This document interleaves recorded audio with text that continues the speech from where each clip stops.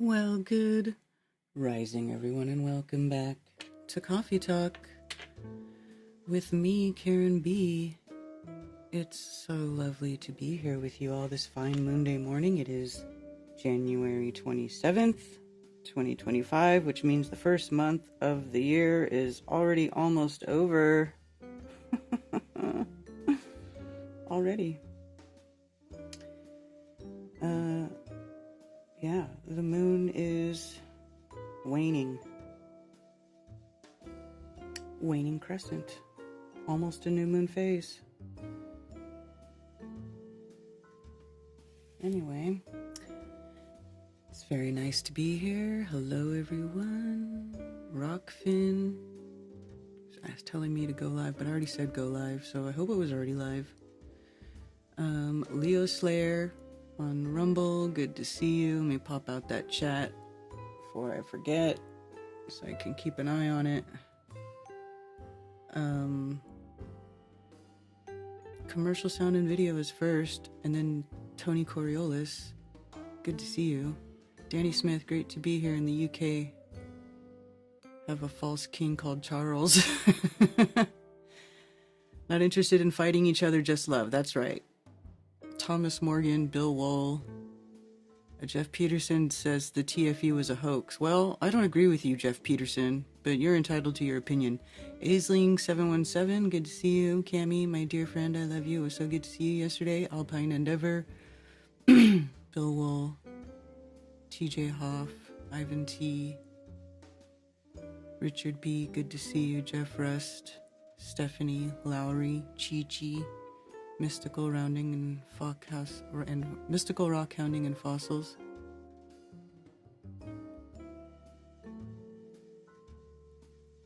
I'm just happy I've stayed awake for the start of the show this week. Ah, that's right. It's like bedtime for you.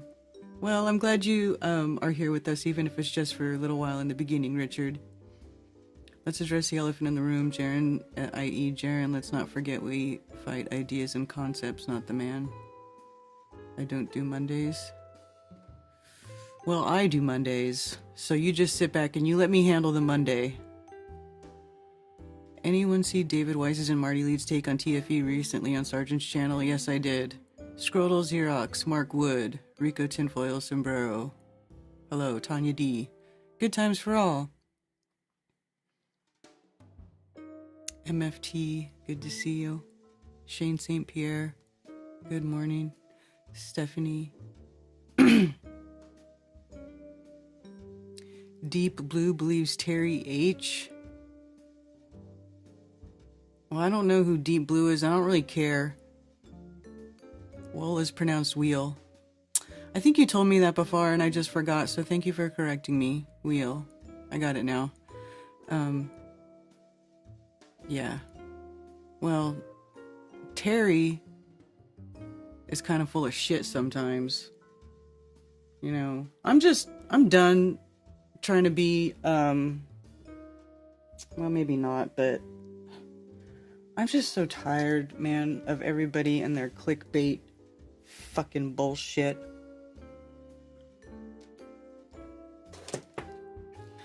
I'm just so tired of it. Hi, Effie Viking. Toranosuke Ido.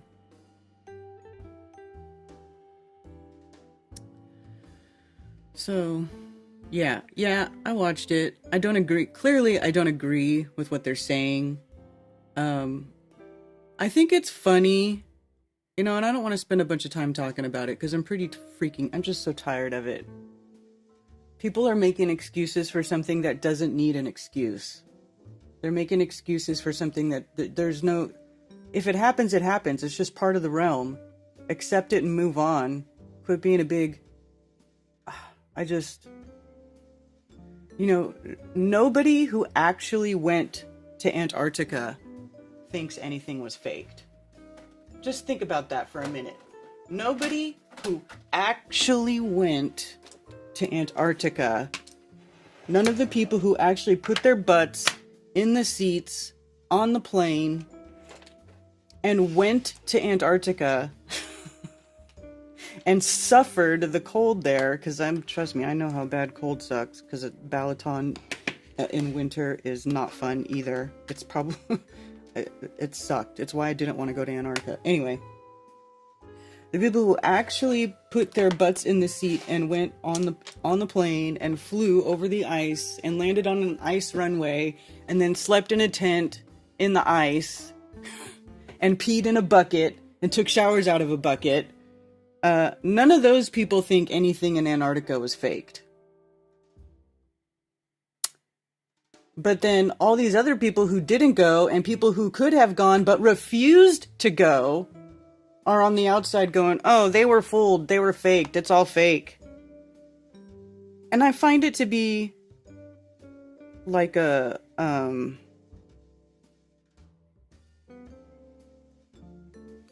I don't know. I just don't know, man. I don't understand why everybody's losing their shit and making excuses for things that don't need it. You don't need it.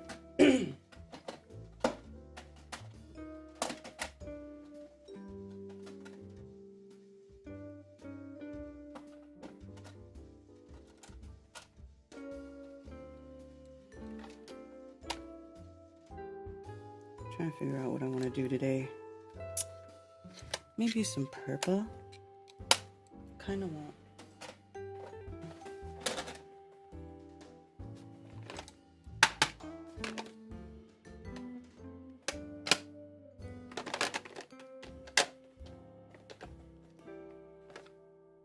I kind of want purple. Where's the purple?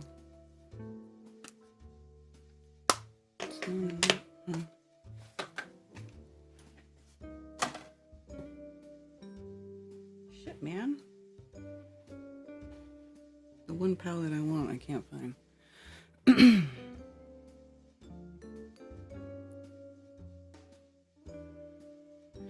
Here we go, buckle up, maybe even get a call from Rasta. Oh, Jesus. Weiss lays out how the moon landing was more difficult to pull off than TFE would be. Well, I don't agree with Weiss on a lot of stuff already, so I don't really give a shit what he says. I'm just gonna say that. I really don't give a shit. I got my own thoughts and opinions, and they don't align with that bullshit. That's all I gotta say about that.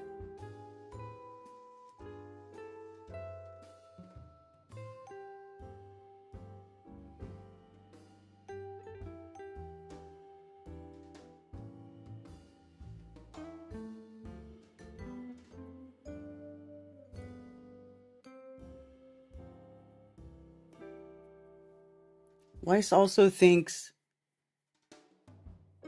that founded means that the Masons came and found empty buildings.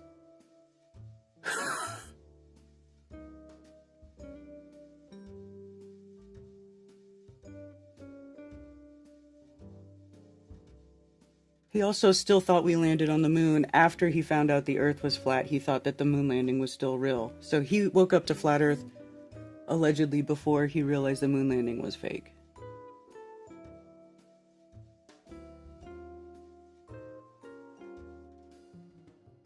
You know, you guys need to stop with the idol worship.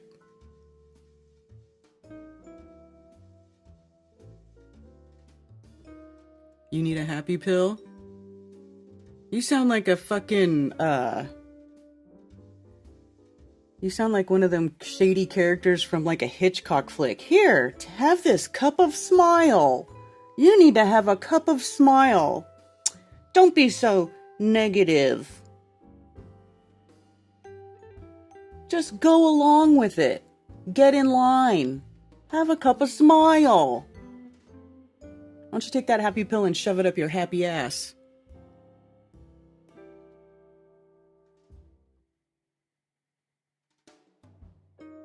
TFE is angry ex-spouse energy at this point.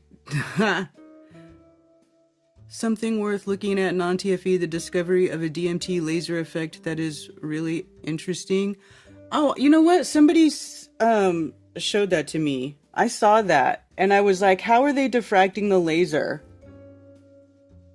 How are they diffracting the laser? Because I have lasers and I want to recreate that. It would be fun.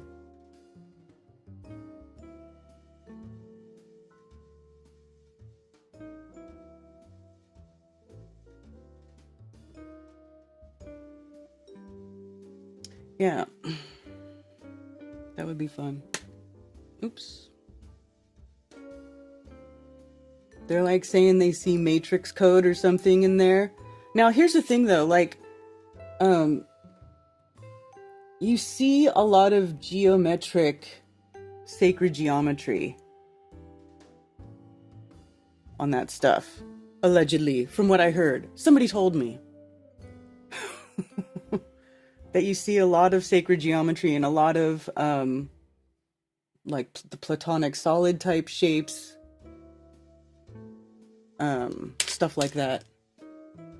Did Ted have a snack last evening? Actually, no, he didn't. He was good. He was full. He did the Nathan, you should have been there. He did the burger challenge at Bolton's yesterday, where it's like 13 patties and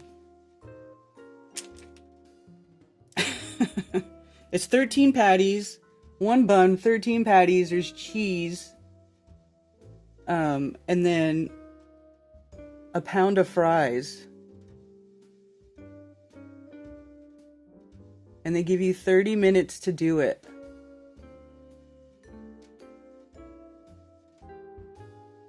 And Ted did it in like 21 minutes.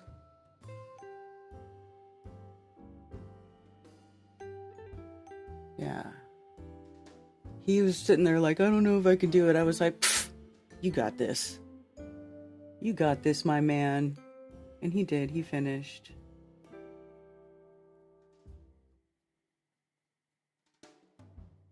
He finished.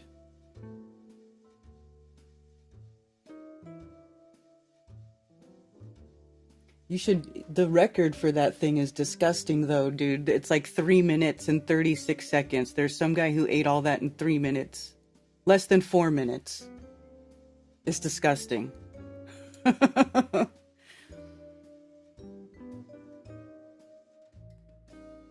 hope his ass is happy.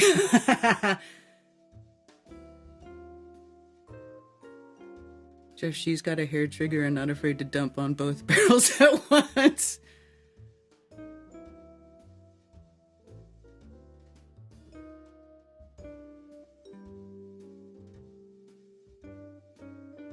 Look, you know what? I am happy. I'm actually not mad. I am happy. I just say what I think, and then people go, why are you mad? Well, I'm not really mad. I'm just... I guess I'm just very blunt, and I have lost a lot of, you know... I just don't care about wasting time beating around the bush. You know, I'm just like, it is what it is. You know, whatever.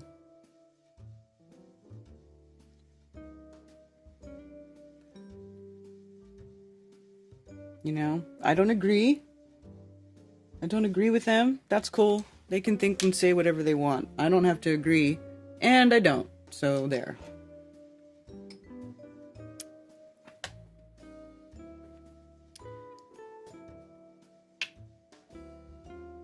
Beard meets food.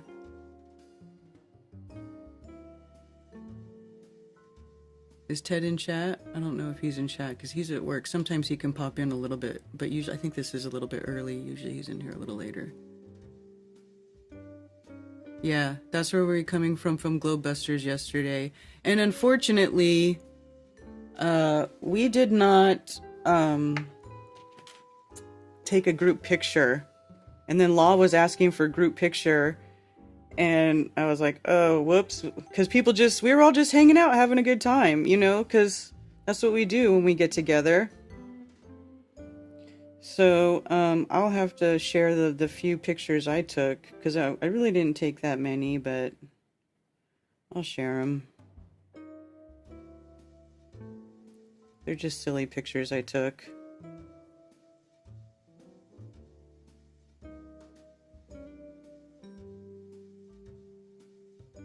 The Boltons have a really cool place. It's so cute. And they got a bar, so you could get a burger and a beer. What? And they got, and the bathrooms, you know, because it's the Boltons, they've got a Bigfoot bathroom and a flat earth bathroom. But it's like low-key flat earth. So I told Jenny that I would bring some stuff. I'm going to hook her up with some more decorations for her flat earth bathroom.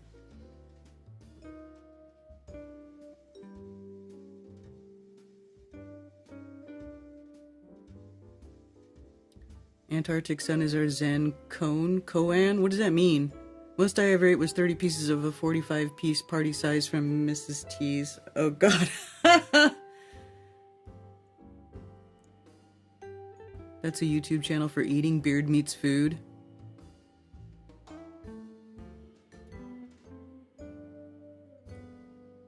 A picture of the giant burgers and fries. I don't know if I took a picture. I took video, but I'd have to go get the card out of the camera and then I could show you the video. But I haven't done that yet because we just got, you know, it was last night and I didn't do anything on the computer last night after we got home. But here, let me show you. Where's my little chat that I send stuff to myself?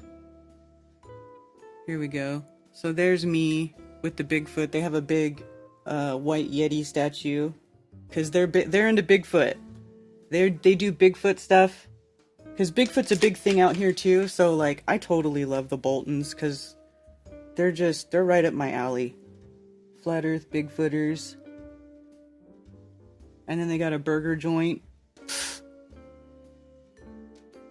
And they're super cool. They have cool kids.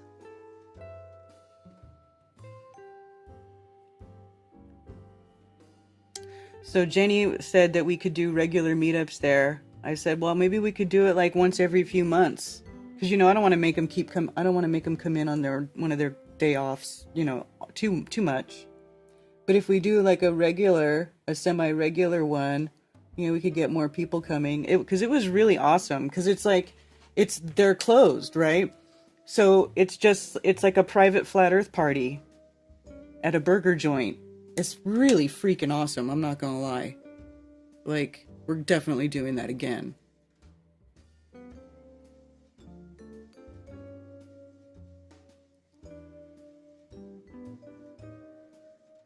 No real 24-hour sun. Okay, well, you know what? You can spirit hard. Can you just go somewhere else? Why don't you go to Dave's channel and type that bullshit, okay? Go somewhere to somebody who cares. You know what? I would like to say that everybody that I talked to at the meetup yesterday, they all do not think that the 24-hour sun or anything in Antarctica was faked. Nobody there said they thought it was faked. And they're all still flat earthers. And we all had a good time. You know? So I don't know, you know, no, none of us are freaking out about it. So I don't know why everybody else has to freak out about it. Like literally none of us are freaking out about it at all. Nobody cares. You know, Jaren's, you know, changing, I don't know what he's going through. He's doing whatever he's doing, you know, but like most of us are not. That was one cool thing about the meetup yesterday that I got to take away and go home with, was that everybody here is pretty much on the same page. We're all like, yeah. So they went and they saw a 24-hour sun. Cool.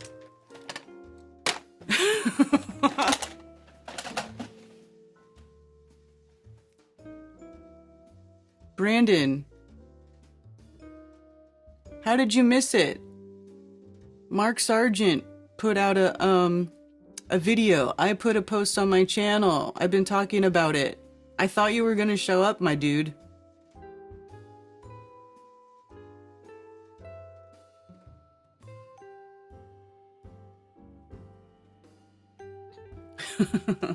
For real, I thought you were. I don't know how you missed it either. I don't know how.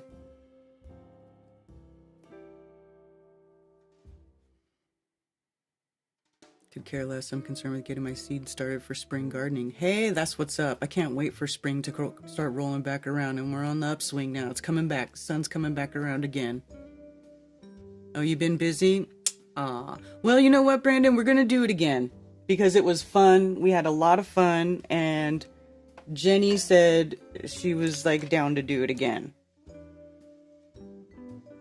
So, I wouldn't worry about it. We'll do it again. I'm sorry you missed it. You know what you should do? Is you should send me an email with your phone number, and I can maybe add you to the group text of the local flatties whenever we there's a group text for the local people here. So whenever we do meetups, we could we put it in there. And then, but I also post it like in the I posted it on my website, and then I also posted it in on the community section of the YouTube tab here. I will try to yeah, I don't know how much more I can do to blast it like that, but you know, sorry you missed it. I was expecting to see you, I'm not gonna lie. Oh, damn it.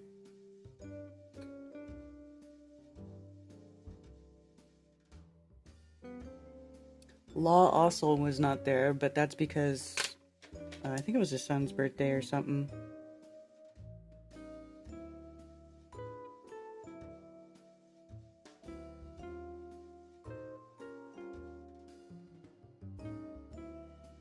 It was fun. So what other pictures? And they put a little sign out for the private party. It says private event, welcome Karen V and the Flat Earth Carolina crew.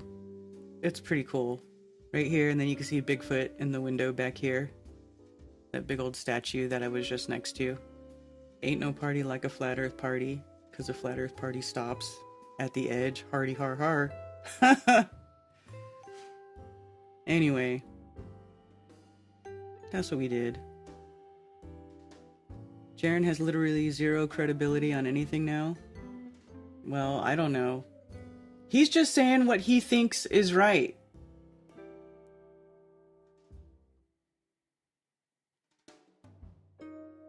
Marty changed his tune. I don't know why he's gone down the conspiratorial rabbit hole. I prefer Marty's first take on TFE. So do I.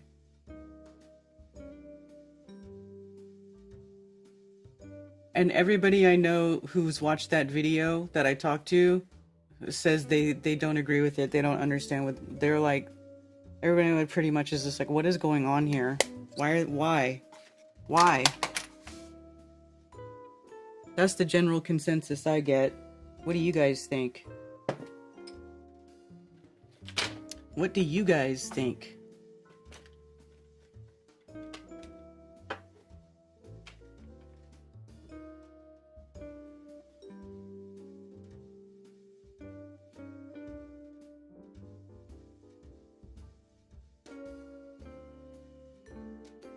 Cringe. Cammy says cringe. Yeah, totally. Crumb did not make it. Crumb is going to see his mom. So everybody should say a prayer for Crumb's mom and for Crumb, because she's not doing so great. So, yeah. Not a happy time for him, but we wish him well.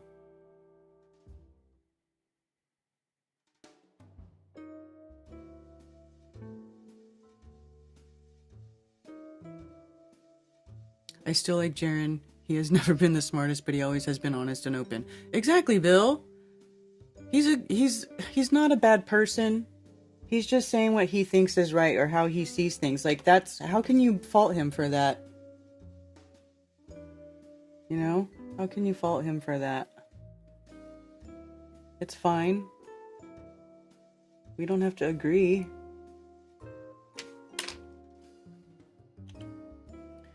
Don't have to agree.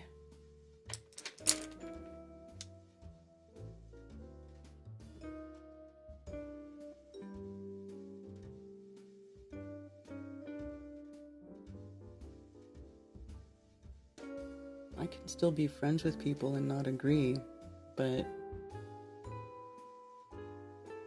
a lot of people don't like it when you don't agree with them.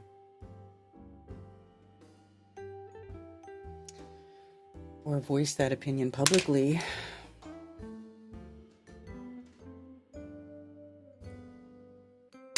But whatever. Please control your emotions, Jeff P. Karen scolds those who disagree. Do you feel scolded? God, you must be a fucking weenie. Jaren is going through puberty. Since you're doing your face, can you go full goth for the crowd? No. I don't. Do I ever do that? I don't think I ever do that. Why would I go full goth? You want me to do my makeup like a witch? Or what? What does that even mean? Does that just mean black shit everywhere? I think I'm too old for that.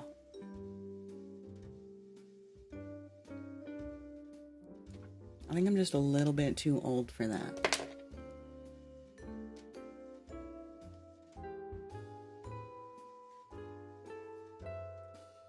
I'm not scolding anybody. Who feels scolded? I think Jeff feels scolded by me. It's because Jaren had many longtime viewers and we're attached to him. So when he does a sudden 180 flip and calls FE cultist, it is, yeah. It's a whole thing. I get it. I get it. I get it.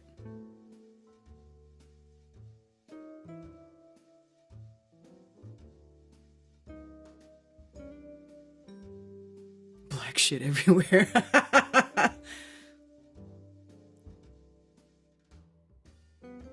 Do goths still exist in the US? Yeah, I think so, actually.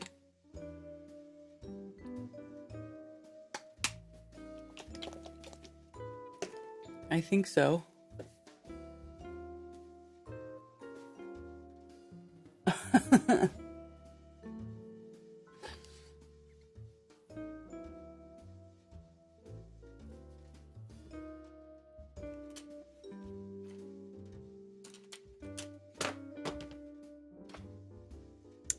Oh man. Oh man.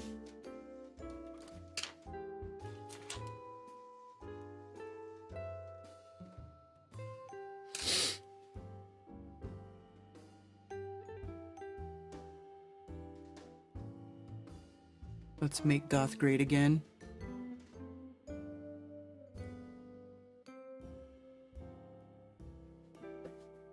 Monday, I still like... Happy Moonday, I still like Jaren too. Thank you, Raised by Gypsies.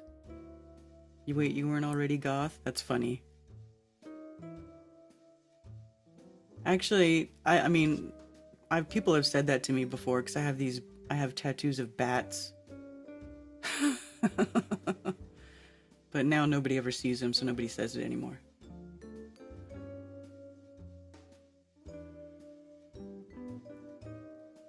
When I was a brainwashed globie, I never knew about a 24-hour sun in Antarctica, only in Alaska and North Pole region, so why would a 24-hour sun in Antarctica make me a globie again? I don't know. I knew it was supposed to do the same thing in both places. And I still became a flat earther. And then I did a bunch of sky observations, and I was like, okay, well, the sun and the moon and everything is like always where they say it's going to be from my point of view if I put in my location. So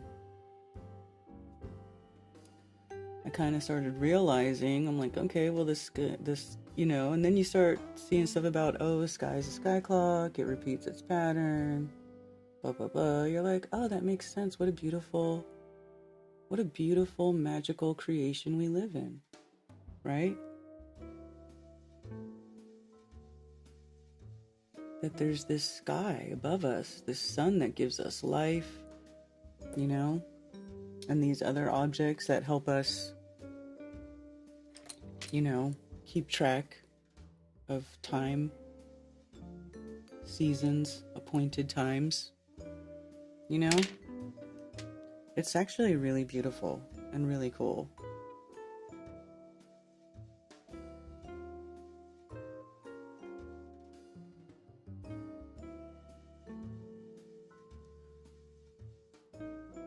So I don't know why, and I don't get the freak out. I don't get the reaching. I just don't get it. But, you know, everybody's gonna do whatever they're gonna do. That's how it goes.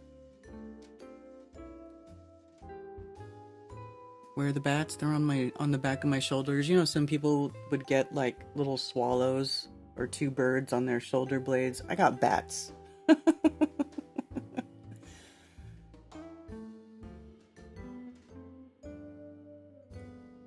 But in like that same sort of traditional tattoo style.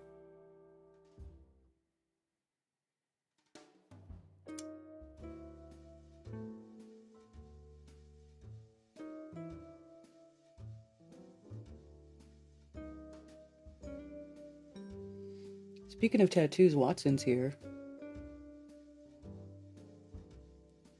Watson was at the meetup. He showed up, and then they ended up coming back to my place to camp out.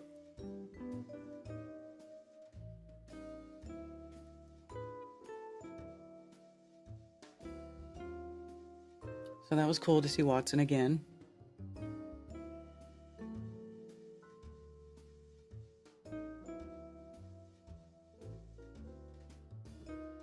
Dean F was there. He's cool, dude. We got a lot of cool people. Eric Lanier,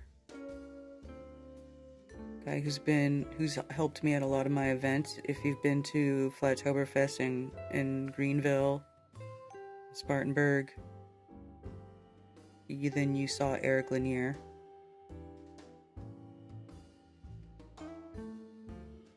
Of course, Cammie and Zach and Jaren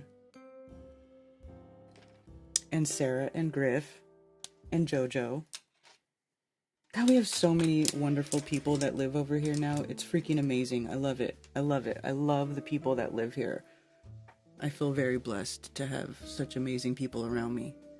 I feel like everybody needs to focus on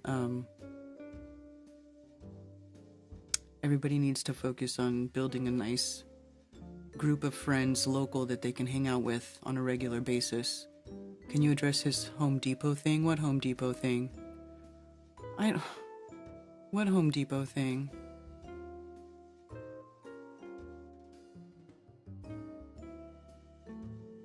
Women wear makeup to deceive. And what am I doing to deceive you? There's like a million streams of me online without makeup. It's not like I'm making you think I'm somebody that I'm not. Everybody already knows what I look like without it.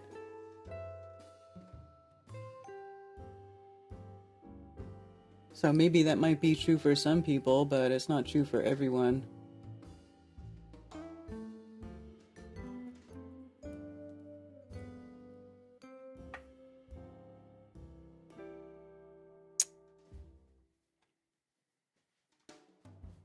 The Home Depot thing. I'm only in the cult for the Nike Cortez and the Kool-Aid. Home Depot gate. 30 is not too old, Karen. I'm not 30. I wish I was still 30. Some makeup is toxic, but not all of it. I actually like this makeup that I buy because it's nice and it's not toxic and it doesn't irritate my eyeballs. It's not like cheap dollar store makeup. Okay? Damn, it's like you think I'm retarded and I don't know the difference between good makeup and shit makeup. Like I'm gonna put shit on my eyeballs or something.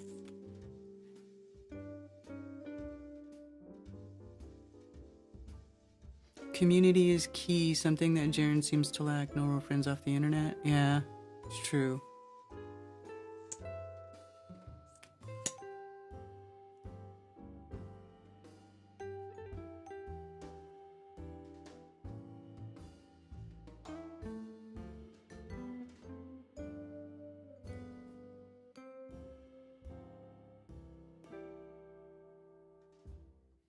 Trust me, I wouldn't be using makeup if it was crap and it was like irritating my skin and causing breakouts and allergic reactions and stuff.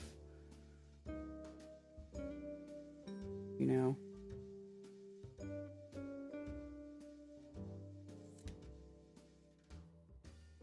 It's possible to get stuff that doesn't pollute your eyeballs.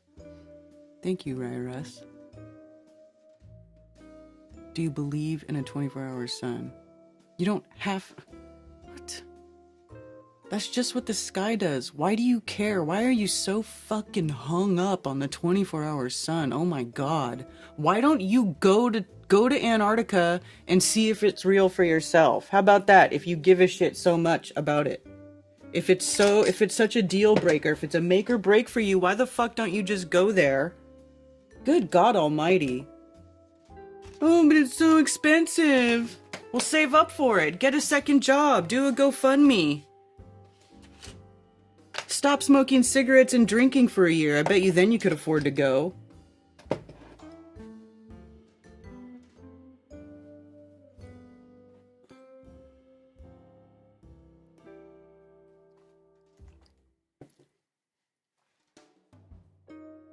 That's how you get pink eye, right, Billingtano?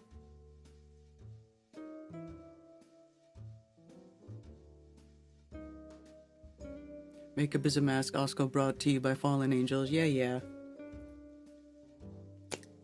I've heard all that. I like it, and I don't care. Because I'm not trying to deceive. I mean, you all know who I am and what I am.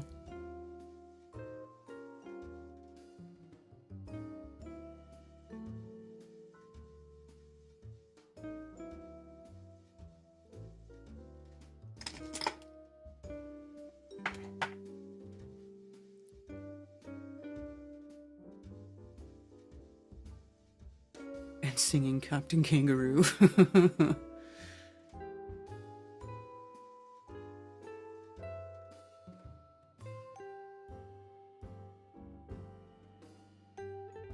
Very unhappy towards you. Because you're just repeating some stupid bullshit you heard somebody say online. Oh, it's a hoax. TFE is a hoax. Do you believe in a 24-hour sun? Oh my god, what am I gonna do if the sun is circling in Antarctica? What the fuck am I gonna do with myself? Oh my god. Fucking cares, dude.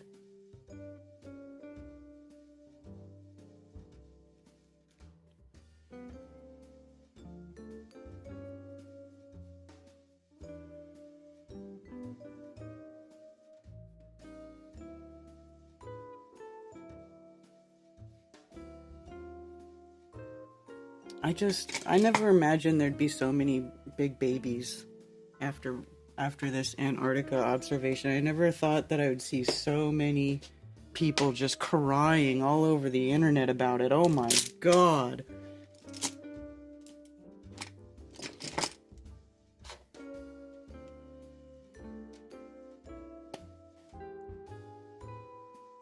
No, it didn't, Brenda.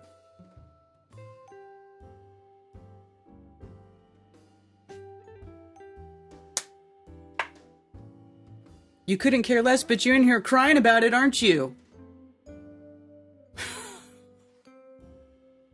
But you're in here crying about it. Oh, it's a hoax. Oh, where? It's fake. There can't be a sun in 24 hours in Antarctica. Where?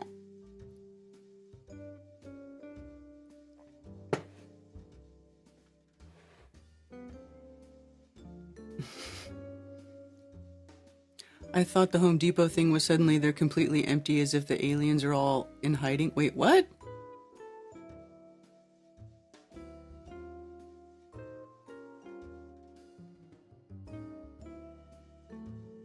Spinal Tap has a 25-hour sun. It's one more than 24. Yeah. Why, thank you, Voy. I like this cardigan. I got it at it's like a Ross type store. It's like where all the leftovers go for like $15. I love it.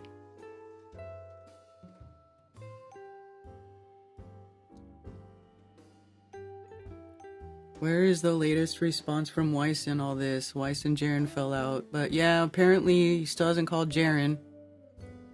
He doesn't call me anymore. So, I don't know. Don't know, don't care. It is of no concern to me anymore. I'm just over here doing my own thing. Living my own life. Having my own thoughts and opinions. And not concerning myself with the bullshit of others. Or at least trying not to. Anyway, so there was a new world magnetic model released. I don't know if you guys know about this.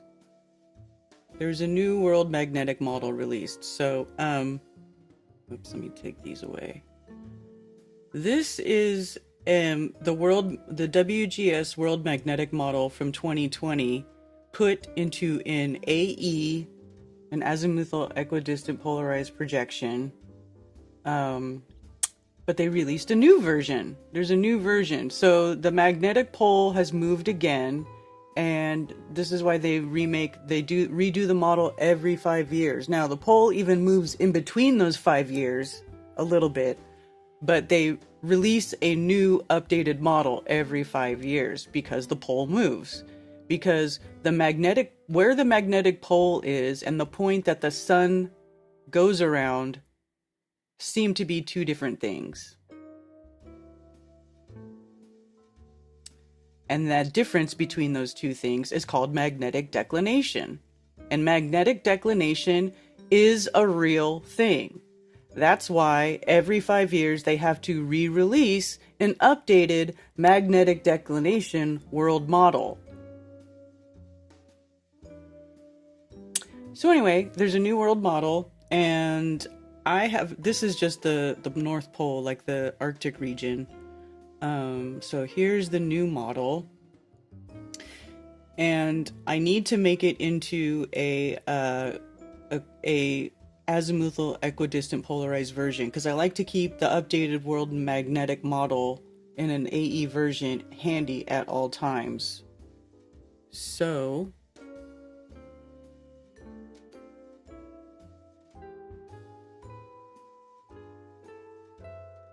sad that Flurfs are throwing Jaren under the bus for speaking truth. I agree.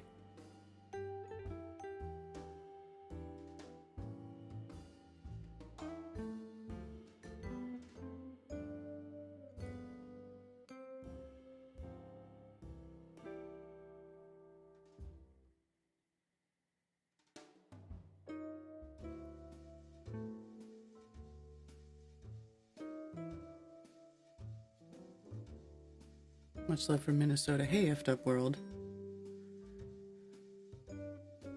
Okay, so I mean, it kind of takes a little bit of time to do this because if you notice, if you look over here, you'll see that this is not, the latitudes here are not equidistant, right? So this is, what projection is this called? Miller cylindrical projection. So the poles are not extended to infinity, but they are extended exponentially as you get further away from the equator.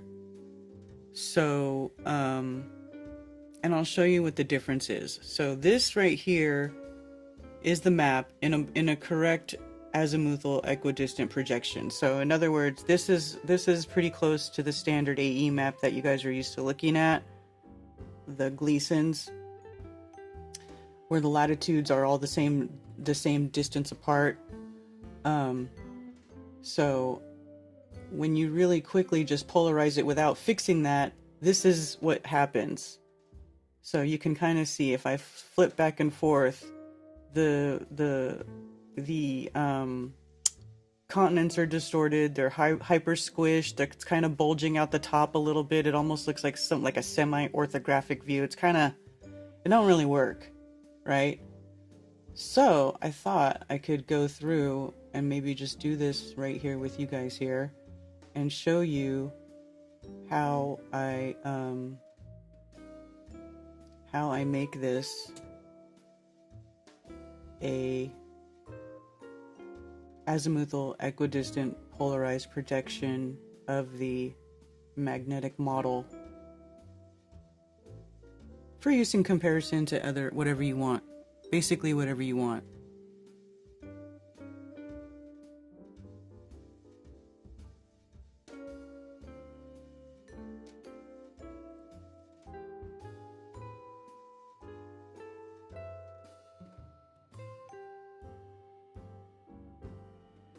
I am Ion's cat says the graticule has a sphere baked into all maps, so it's always going to come back to it as a sphere, meaning there is an assumption in all these maps which may or may not be true and is based on the stars. Yeah, I hear you. Hey, Thunder Chicken, congratulations on your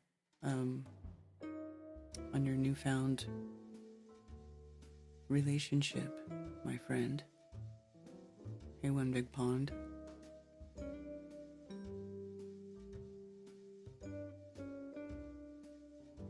Effie Nation says, I had a wonderful time at the meetup yesterday. That's right. We had a good time. There was a couple of new people that showed up. People that I hadn't seen before. So that's cool. And like I said, Jenny said she's down to do it again. So we'll probably do it again in a few months.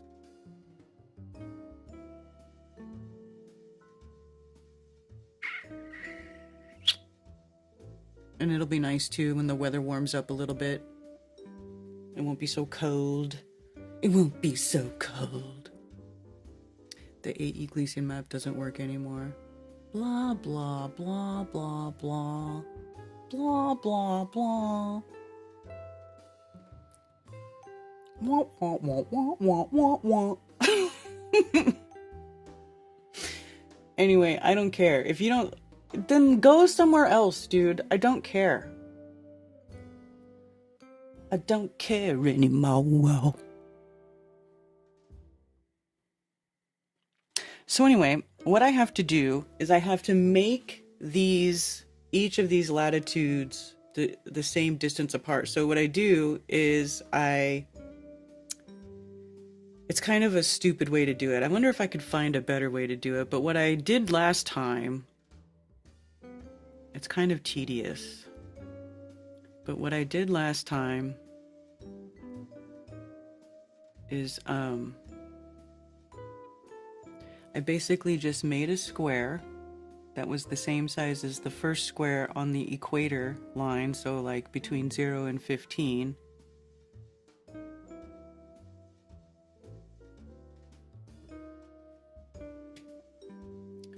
So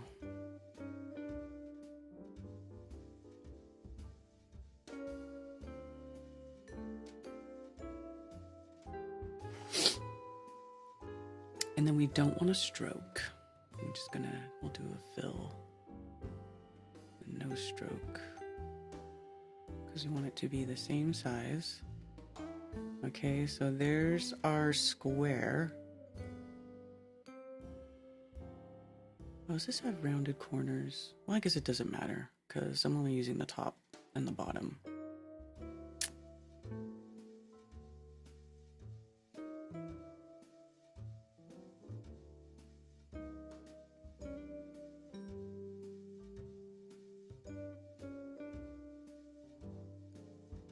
Let me see if I can. Oh, right here.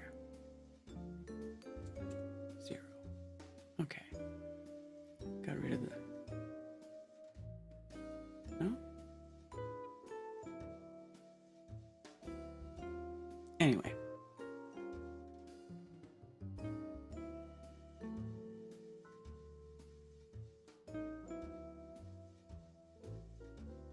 Is that the right size?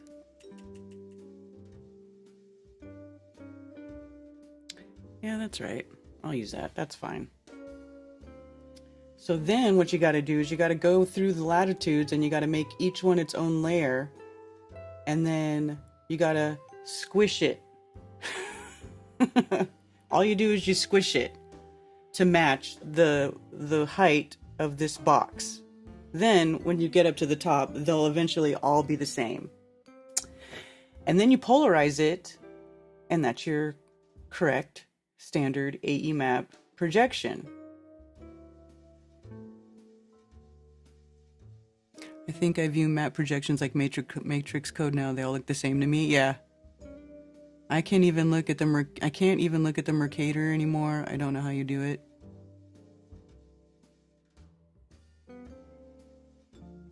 You could discredit one projection while still remaining validity for the other. Spoiler, that's not how projections work. Exactly. If you say the AE map doesn't work, then none of them work.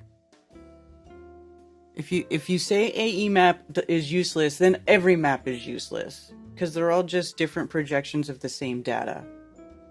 So stop being babies about the map.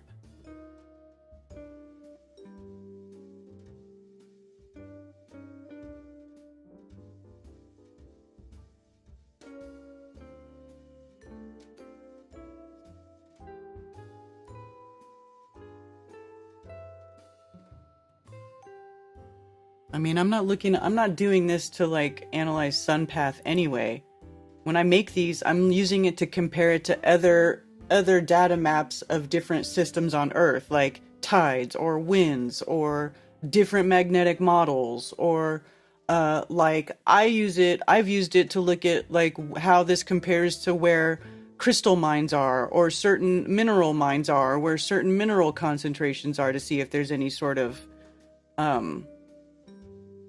connection there. I don't really use it to look at the sun. This is what I don't get. The Earth is the Earth and the sky is the sky. Right? I mean, you can navigate using the relationship of some of the objects in the sky as they are compared to Earth. But I don't use this to look at, like, what's the sun doing?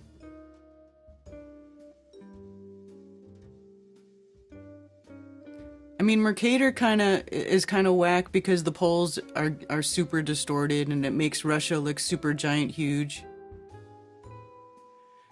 Is there a reason you do not use a program like G Projector?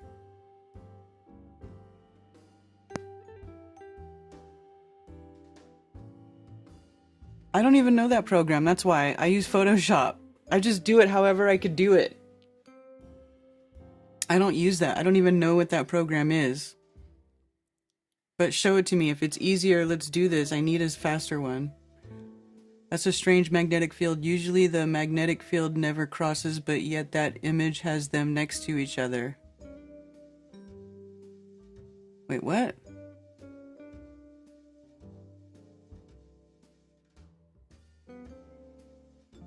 Oh, I know it's a lot more work. Well, the last time I did it was 5 years ago.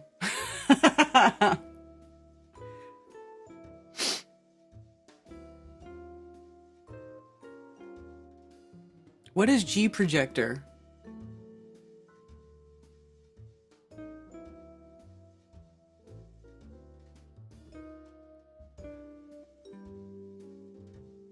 List of map projections. Ooh, cool.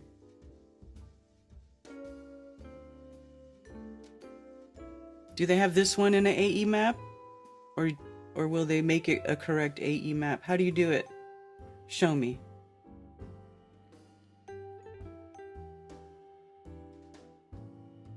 Or should I just go on to something else? Now I want to know. GCM Model E, G Projector. Following is a list of map projections that may be viewed and saved by G Projector as a version. Well, azimuthal equal area.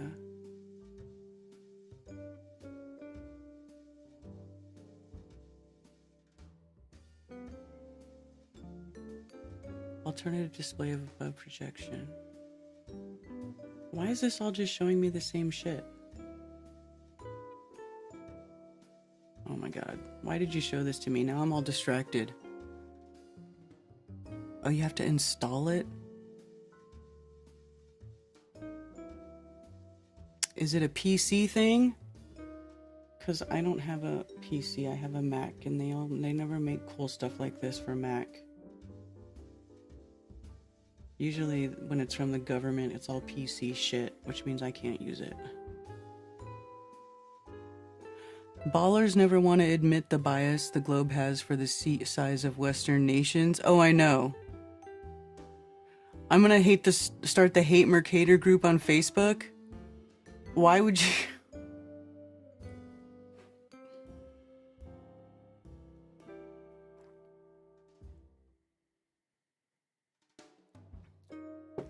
I can almost guarantee they don't have it for Mac. I can almost guarantee it. Which is probably another reason why sometimes I get stuck doing remedial manual shit.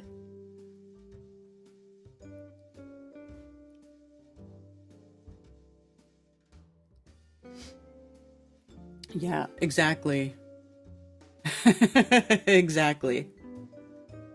You know, I gave my son my old iMac, and he freaking put Windows on it. He runs Windows on my old Mac.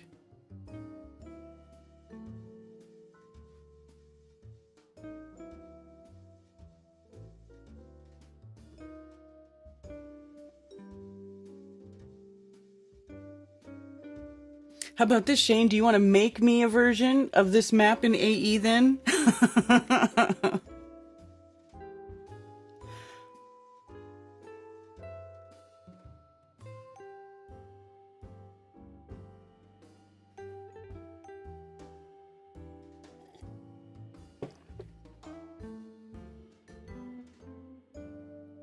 Pretty sure they're fucking each other, Lowry.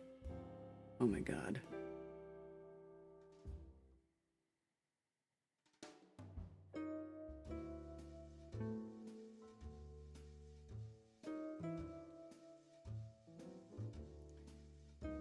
Why is Brenda in your chat? Maybe it wants to learn how to put makeup on from a real woman. But I don't do drag queen makeup. It's not the same. It's not the same. The way men do makeup, the way... whatever, is not the same as the way women do makeup. They have to fake feminine features by using contouring and shit. And I don't do that. That's like drag queen. Drag queen makeup is totally different from like normal woman makeup. It's totally different.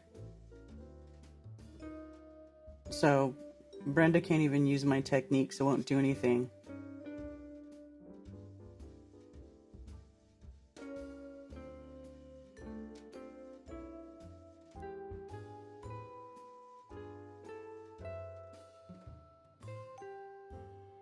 Oh my god, men do makeup. You know what? I was getting so pissed off because Facebook kept showing me ads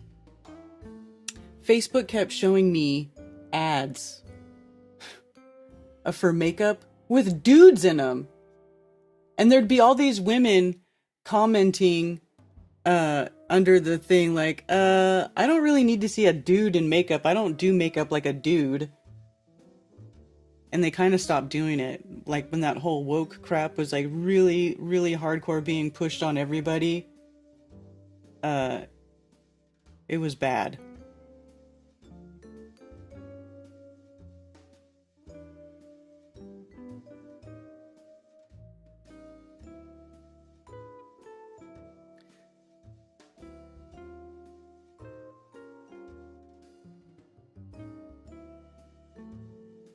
What are you, Brenda?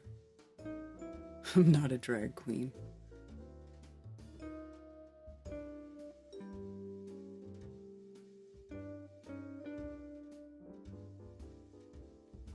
Tons and tons of spraying yesterday, so extreme that I took several pics of... Oh, you know what? It was crazy when we were standing there by the window, the big window at Bolton's, and you looked out in the sky, and there was a lot of lines in the sky. It was kind of... Makes you wonder, like, what is that? Because, like, the Charlotte airport's right there, right? There's a flight path right here, so, you know, I don't really know what's going on with the spraying or the plane exhaust or what the hell it is, but it seems like it's worse than it ever used to be. I don't remember. I mean, when I was little, I don't remember seeing that shit in the sky so much.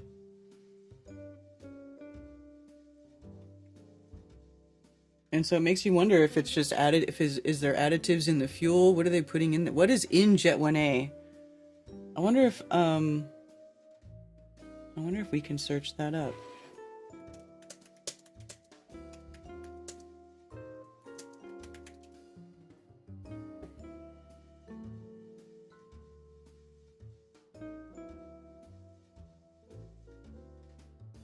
Sheeplepedia.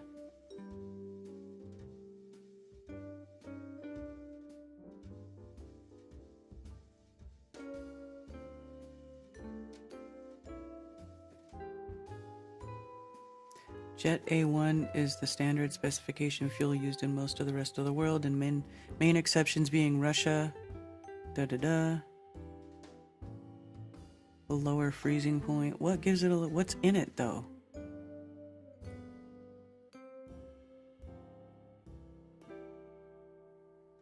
Naphtha. Jet B is a naphtha kerosene fuel that is used for its enhanced cold weather performance.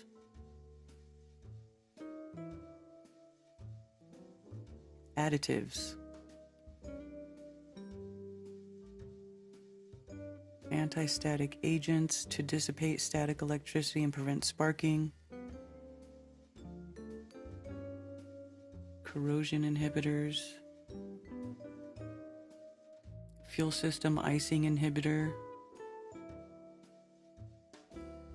Biocides are a immediate microbial growth present in aircraft fuel systems. 2 biocides were previously approved for use by most aircraft and turbine engine original equipment manufacturers. Microbiocide.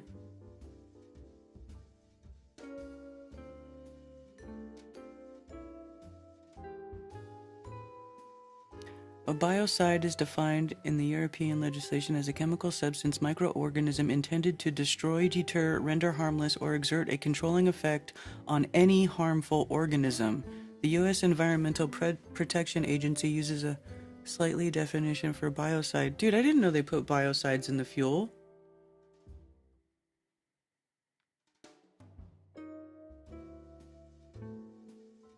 Chemical substance or microorganism intended to destroy, deter, render harmless, or exert a controlling effect on any harmful organism.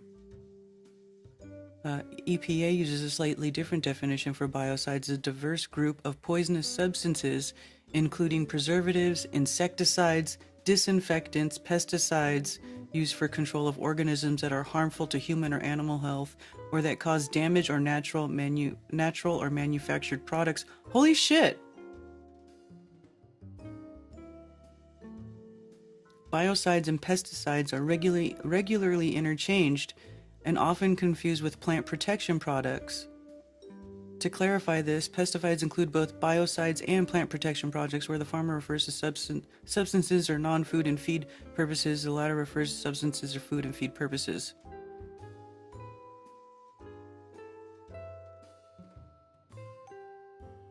Although most of the biocidal active substances have a relative high toxicity, there are also examples of active substances with low toxicity, blah blah blah, such as CO2. I don't think that's what they're using though.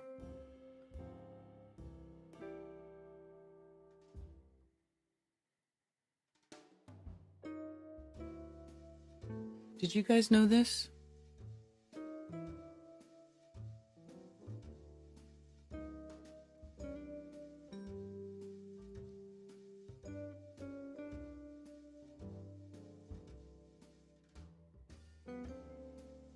Pretty sure Jet A1 fuel contains butt gas. That's hilarious. Good to see you, Trevor, by the way.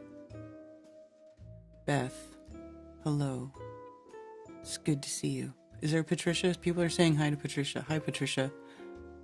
I don't know what the stuff that looks like what they call them chemtrails is. Are they really spraying the skies or just normal from planes? I haven't decided and make no positive claims. Well, that's why I wanted to see what is in the fuel, if we could find out what's in the fuel. And and to be honest with you, I never really looked at that before. And then it says that they put biocides in the fuel. Also, let's see, metal deactivator can be added to reduce the negative effects of trace metals on the thermal stability of the fuel. One allowable additive is the chelating agent salpin.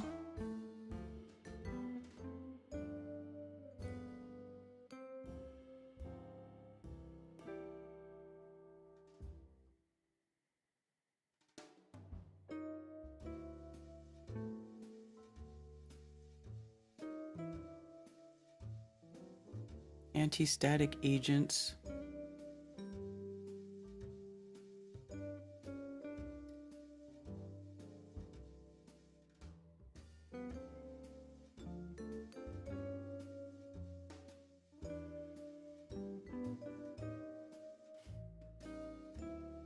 Interesting.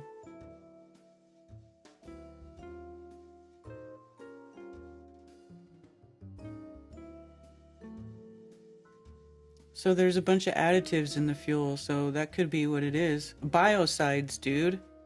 I didn't know they put biocides in jet fuel. This is wild.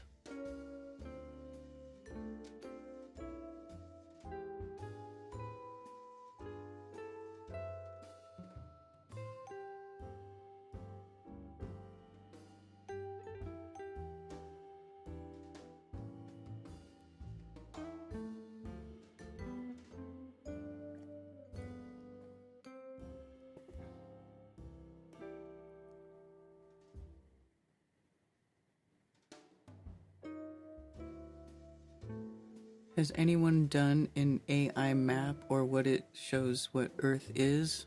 No, but you think it wouldn't just show you a globe?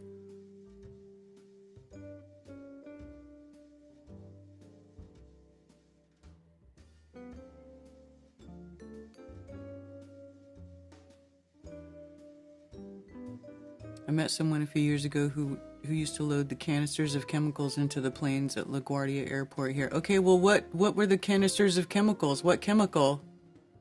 Do they have proof?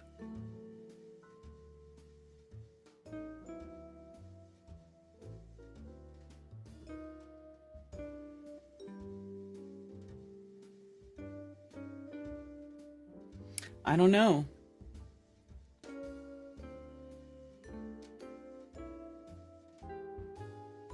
I don't know. And I don't even know that I've seen Matt, say he's talking about Matt Landman, but I've seen Matt Landman also talk about how he thinks that the chemtrails aren't being sprayed from commercial jets. But if you sit there with a flight tracker and you look at one that is leaving a trail, you can see that it says certain airlines if you use a flight tracker. I know because I've done it.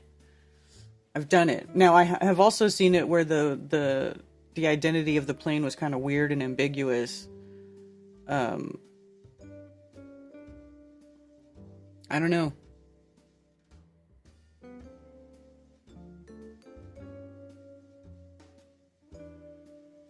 Yeah, but canisters are usually labeled. The canisters have to be labeled. Otherwise, how do they know where they're putting what? So it would say on there what it is.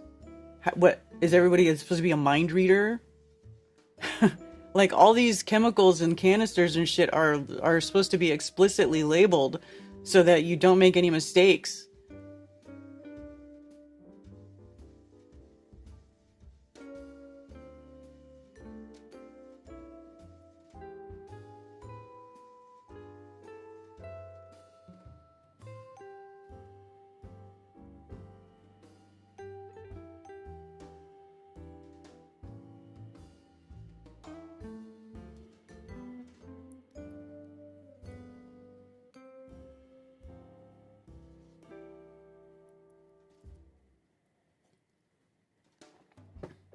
Well, they do put an additive in. We just looked at where they said they put an additive in.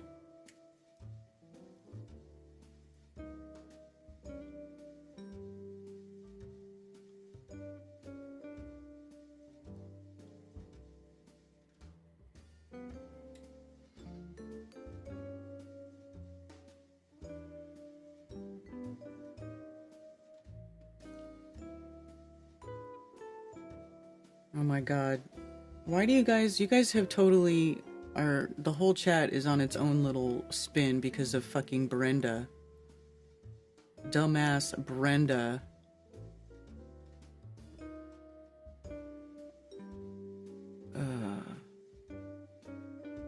You guys have wrenches, why don't you just use it? Or you just like to argue with retards, I guess, I don't know.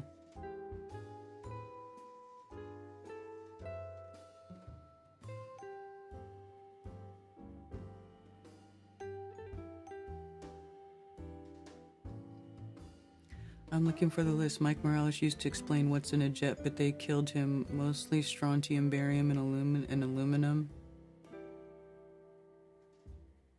I know that's what they say is detected in those trails, chemtrails, whatever you want to call them.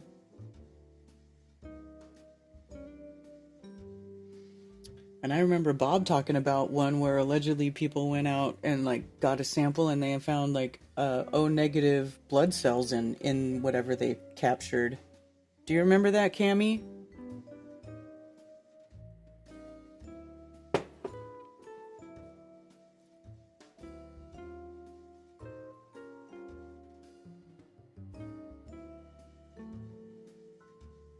Many people have witnessed the trail stopping and starting mid-flight. Well, I know, I've seen it do that too.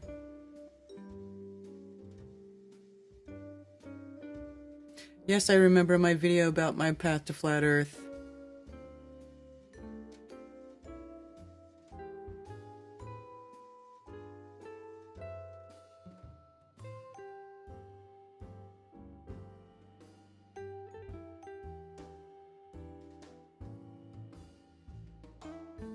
I said I don't know what's in them. Oh my god. See, you can't say anything. You're never allowed to change your mind. You're never allowed to go back and question anything again. You're never allowed to revisit information and even you know, even hint that you may be questioning something again. Oh, how could you be questioning that again? Now you don't know? Are you retarded? Is your mind fucked up? Oh, how dare you? Like,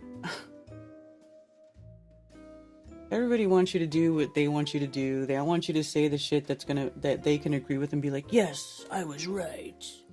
Thank you for confirming my rightness, my ultra hyper correctness.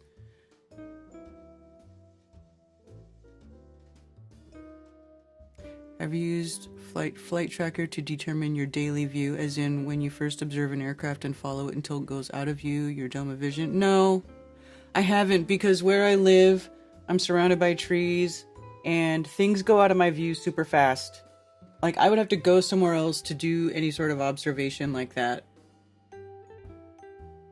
I would have to go somewhere else to do an observation like that, because there's too many woods around me, and like something's got to be like over 20 degrees in the air. For whatever reason, my phone line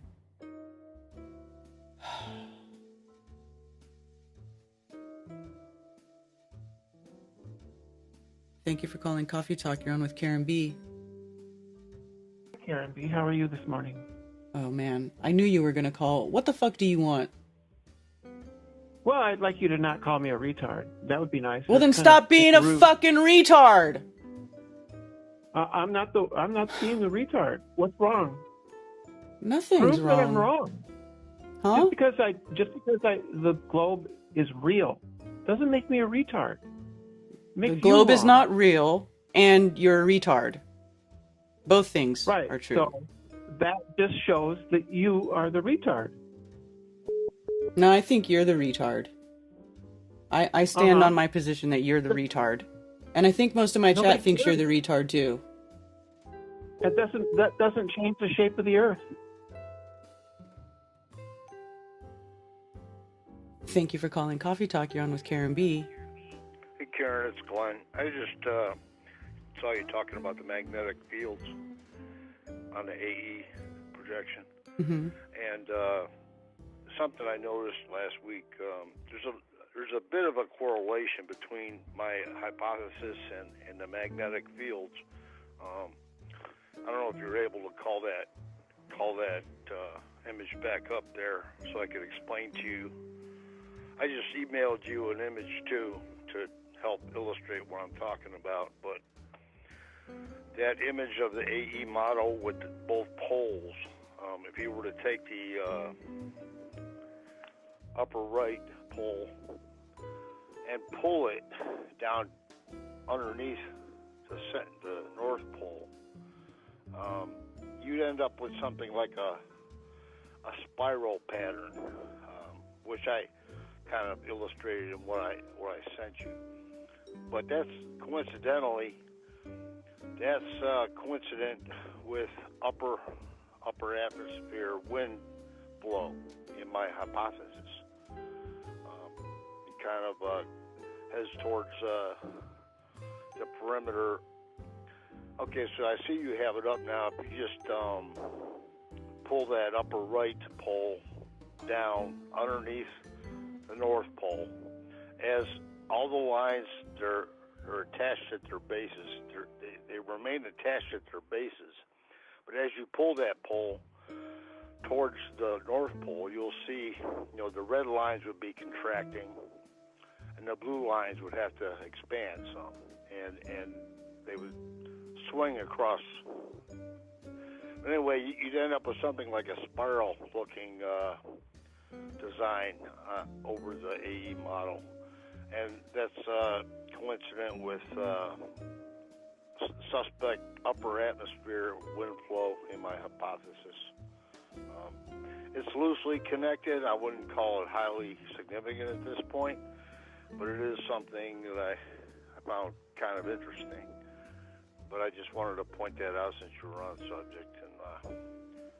And I had a couple questions. Is it okay to ask questions, or? Sure. Okay. First one is, I'm not getting into names, and don't take this the wrong way. I know it's a negative, but I got to ask because I don't understand what came of it.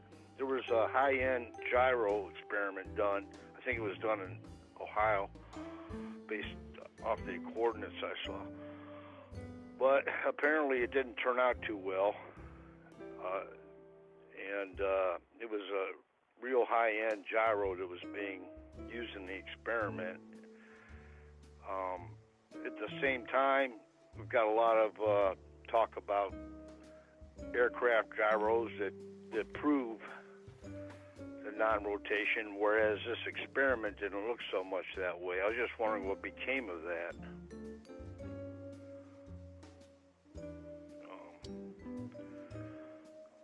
What do you mean? Well, apparently the gyro that was being used in that experiment didn't exhibit any.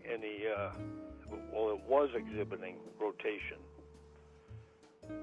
Okay. And are you talking about the one from the Behind the Curve movie? like I say, I'm not getting into no names because the person running the experiment I respect greatly. But I'm just asking what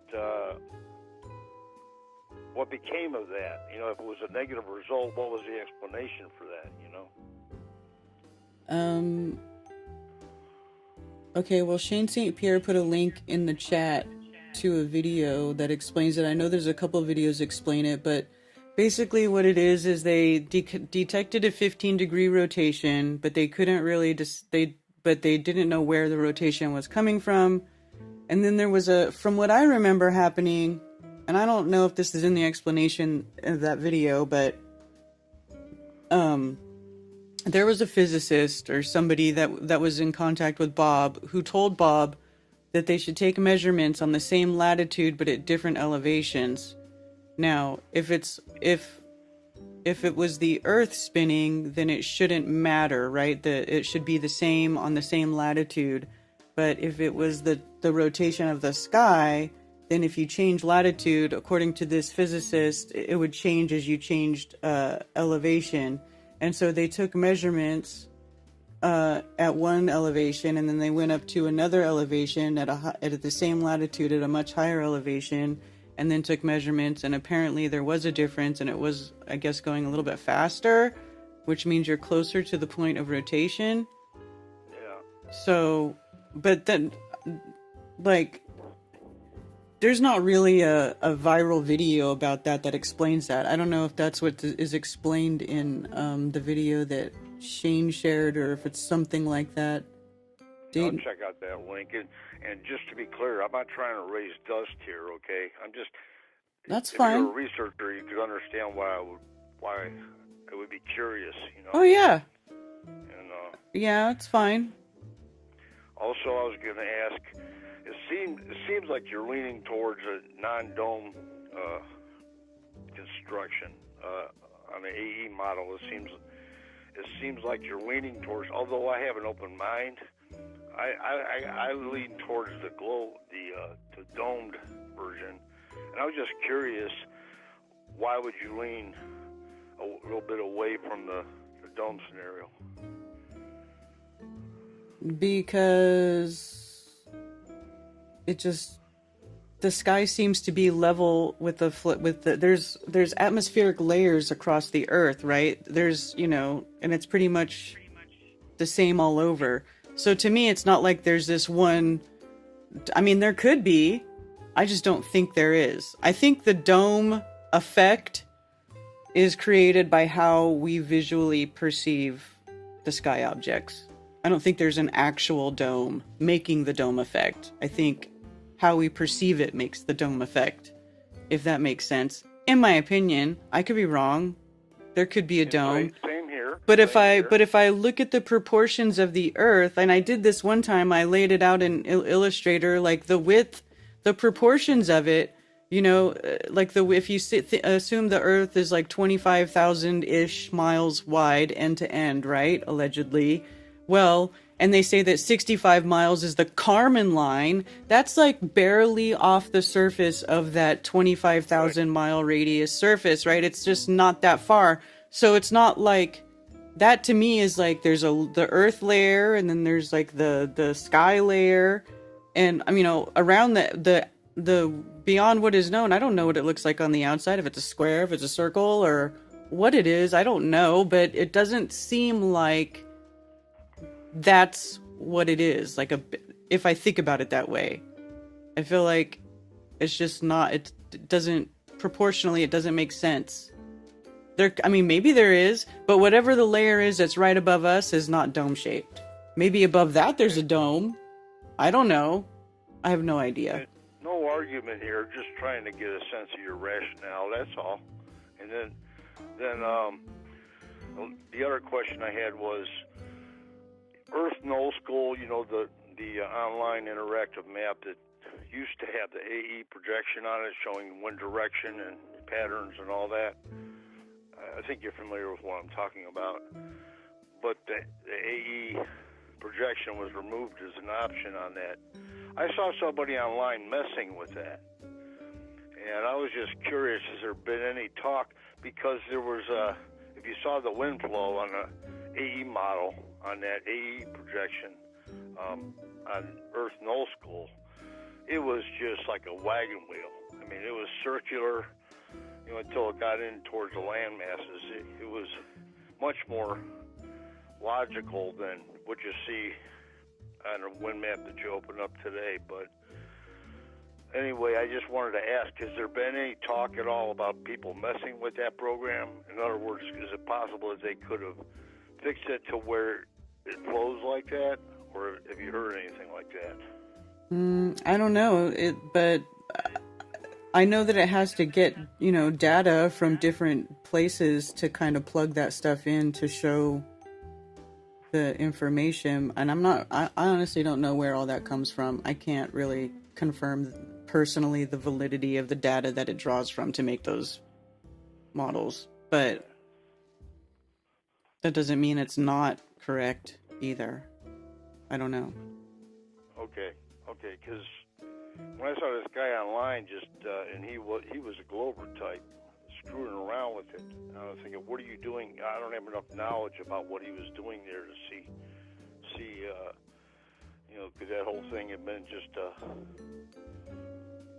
show? I don't know, but yeah, just questions. That's all. And if you feel like it later, you can check out what I sent. It's just an interesting correlation between those magnetic fields, and then you got the stratosphere dipping down towards the perimeter. Then you got low oxygen levels in Antarctica, and the stratosphere has low oxygen, obviously. But all the air circulation in the world, it's assumed it's a 3-cell situation, whereas it even states in a lot of the stuff you read that if it were a non-rotating Earth, it wouldn't have a triple cell circulation pattern. So it's just, it's endless. But thank you so much for answering my questions. Sure, no problem. Okay, bye. Bye.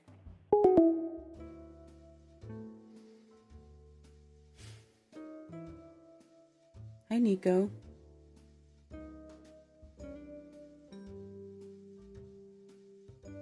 Stop talking food. I'm on a diet.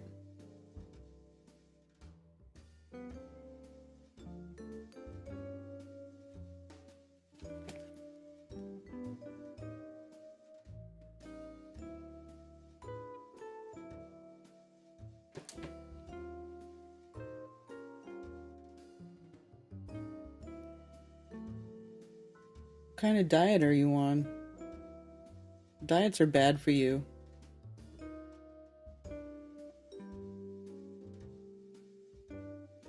Thought you believe in heaven.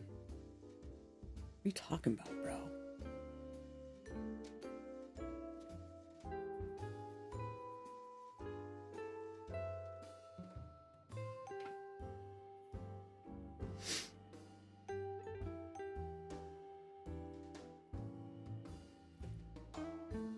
Flat skyer. I'm a flat skyer. I'm a flat skyer. I am a flat skyer. Flat earth, flat sky. I don't know what's beyond that, though. I mean, there could be something dome-shaped. Who knows? Who knows?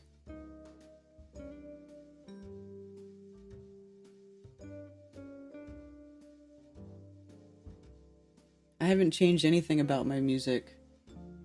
That's hilarious.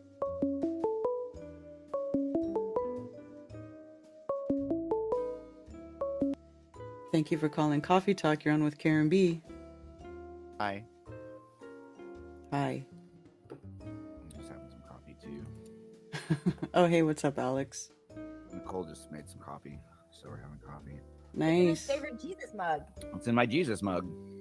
Right on. I have a Jesus mug. I also have well, it's actually belongs to Nicole, but it's don't we have like King Charles and Princess Diana mug too? Yep.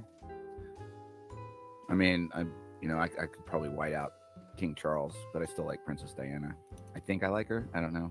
Am I supposed to like her? Princess Diana? Yeah. Oh. Princess Diana? The people's princess. She's the people's princess. She's a non-starter. Yeah. She might still be alive too. Who knows? Maybe she's still alive. No. They smashed her up. I think Maybe she's hanging out with Michael Jackson. Maybe I it's heard he was alive too. her and Michael Jackson are hanging out on an island. Michael Jackson is living life as Dave. It's Dave on the Mercator map on some island. On Well, the Mercator who's map. Princess Di? Is she like not coming out in public then? Well, she's definitely. I don't think she was a lizard, and I think she found out they were lizards, and then she was like, "Holy fuck, I married a lizard," And then she was like, "Well, how do I do this? I have to like fake my death." And then, I mean, who else to hang out with? You got to hang out with the other people that fake their death too, like Michael Jackson, right? So like he's like Dave. What's he called? Dave. Dave. Yeah, I remember that. He was on like Larry King Live or something. That was definitely Michael Jackson. It sounded like him, had the same posture. And so he's like hanging out with like, you got me up today. I usually am not even awake until like 3 hours later today. Well, Yeah, well, it's 11. When did you get up? I got up. I literally was when your show started. This is the first time in like 5 years that I actually got up when your show started. Oh, wow. Yeah, I mean, we're late night creatives. We go late, you know. I did the show last night and like everything else. And Yeah, who'd you have So, on your show last night? Chris from FMX. It was awesome. We talked about the Matrix, Oh, cool. and it was fun. And we gotta have you back on. We gotta have you on sometime soon. Last time we had you on was before Flytober. Was it? Yeah, Mm. yeah, it was awesome. I'm really enjoying the new Globebusters crew, the new lineup. Me Really, too. Me They're holding it too. down for Bob. I was really afraid. I was like, who's gonna do this? Now that Bob's gone, and like I kind of avoided it for like a couple of shows because I was kind of afraid it was gonna suck. And then I went on yesterday, and I was like, boys are laying it down, dude. Alan, Shane, you know, I like Whitsitt almost didn't even talk. It was just like Alan and Shane just like holding it down. Like, these guys are legends, man. Yeah. I dig it. Yes. Because I want them to do all the work. I just want to sit back and enjoy it. And Yeah. so, Well, they're really good at looking all that complicated math gobbledygook, like higher math stuff. I can't stand higher math. Like I'm good up until probably like trigonometry. Yeah, I'm good up the trig. I'm good up the trig. Once you start talking to me about balancing equations and like, you know, the rest of that shit, I just. But when like the equations don't have any numbers in them at all, yeah, they just have the little squiggly things. I kind of don't like that. I don't like Ooh, that. that's fancy. Look at that fancy little squiggly thing right over there. Like, you know, it's just, you know, I just think it looks good on a chalkboard. It's fun. The only math I do is Yahtzee. She does Yahtzee. We've been practicing our manifestation because with Yahtzee, because like you're throwing dice, so like you can actually get some data back. You know, you can be like, imagine a number, because we're trying to win the game. You know, we're trying to win. We're trying to beat each other. And I'll be like, right before I release the dice, it's like I think like I need a three, and you know what? It works more times than it doesn't. You know, and that might just be something that's gay and stupid, but I don't know. It's fun. If you guys want to play manifestation games, play Yahtzee. You know, it also keeps you from like drinking too much. You can just keep your hands busy, and you don't start drinking before 7. Shut up, liar. Come on. Whatever. What are you talking about? Man, if I don't start drinking till 7, then that's like usually when I'm done. Yeah, you know what? I'm an early bird. Yeah, well, that's smart because then you get to bed earlier. Here's the problem I had over the last, probably 10 years, is like you and Sarge would start at like you think it's 8 o'clock his time or 7 o'clock or something. 7 o'clock his time, yeah. So by the time the show wraps, it's midnight here. So like, I don't think I've talked to Sarge sober, other than maybe at Flytober for like 5 minutes in 10 years, because by the time he gets off and we're like chatting or whatever after the show, and he's like, you just drink. You're already drunk. I'm like, dude, it's fucking 1 o'clock in the morning here, dude. You know, it's like you're living the good life on the West Coast. You know, it's only 10 o'clock and you still get to have a reasonable hour of sleep, you know, whereas I'm up with you guys, you know, Nicole and I have been basically hanging out with you guys for a long time, you know, and we don't get to sleep until like 3 or 4 o'clock in the morning. So that's why I don't ever make your show on Mondays. It's because, well, it's not really an excuse because it's Sunday, but It's 11:11. 11:11. Woohoo! But yeah, I mean, it's just that's what it is. So like, if you drink earlier, then you get to bed at a reasonable hour, and you feel better the next day, and you get more stuff done. If you start drinking later, then before you know it, it's like 4 o'clock in the morning, and you're designing thumbnails for your show in 3 weeks, and then you just don't get any sleep. So that's my excuse for not. Sorry, what it is. You know. Anyway, I was talking about the Mercator. I can't even look at a Mercator really. It makes my head hurt because like whenever you look at a map, you automatically just start to assume that's where you are. So like whenever I see a Mercator, I kind of have to swipe it aside a little bit. I'm not saying the AEs, you know, I don't think I'm gonna hand wave the AE map away. I think it's still a good idea of where we live, but like Mercators can suck a dick. Yeah, they are. The poles are super distorted. But yeah, I don't know. I mean, I was thinking about it. It's like really the usefulness of maps really is shorelines, because like say if you have to sell your tchotchkes like up the coast, like if you're in San Francisco and you got to, you know, sell, you know, a shipload of tchotchkes to Portland, you know, you have to know the shoreline. That's useful. So you have a map from San Francisco to Portland, and that's useful. Maybe you can move more shit by boat than you can through a truck, so that's useful, right? You know, like if you're an aviator, you know, a straight line between points is very useful. You know, but like the Mercator is just, it's bunk, dude. It's like every time you look at it, it's like, number one, Africa's a lot bigger than it's supposed to be, and the Mercator never shows it that way. And then they scooted South America over to the right, apparently, in some timeline that we're a part of or whatever. Anyway, I'm fucking ranting. I'm gonna give it to Nicole here. Okay, you know what? Can we talk about the World Economic Forum for a second? Because I just really hate Klaus Schwab. Oh yeah. Did you see that video of Trump saying what a great guy Klaus Schwab is?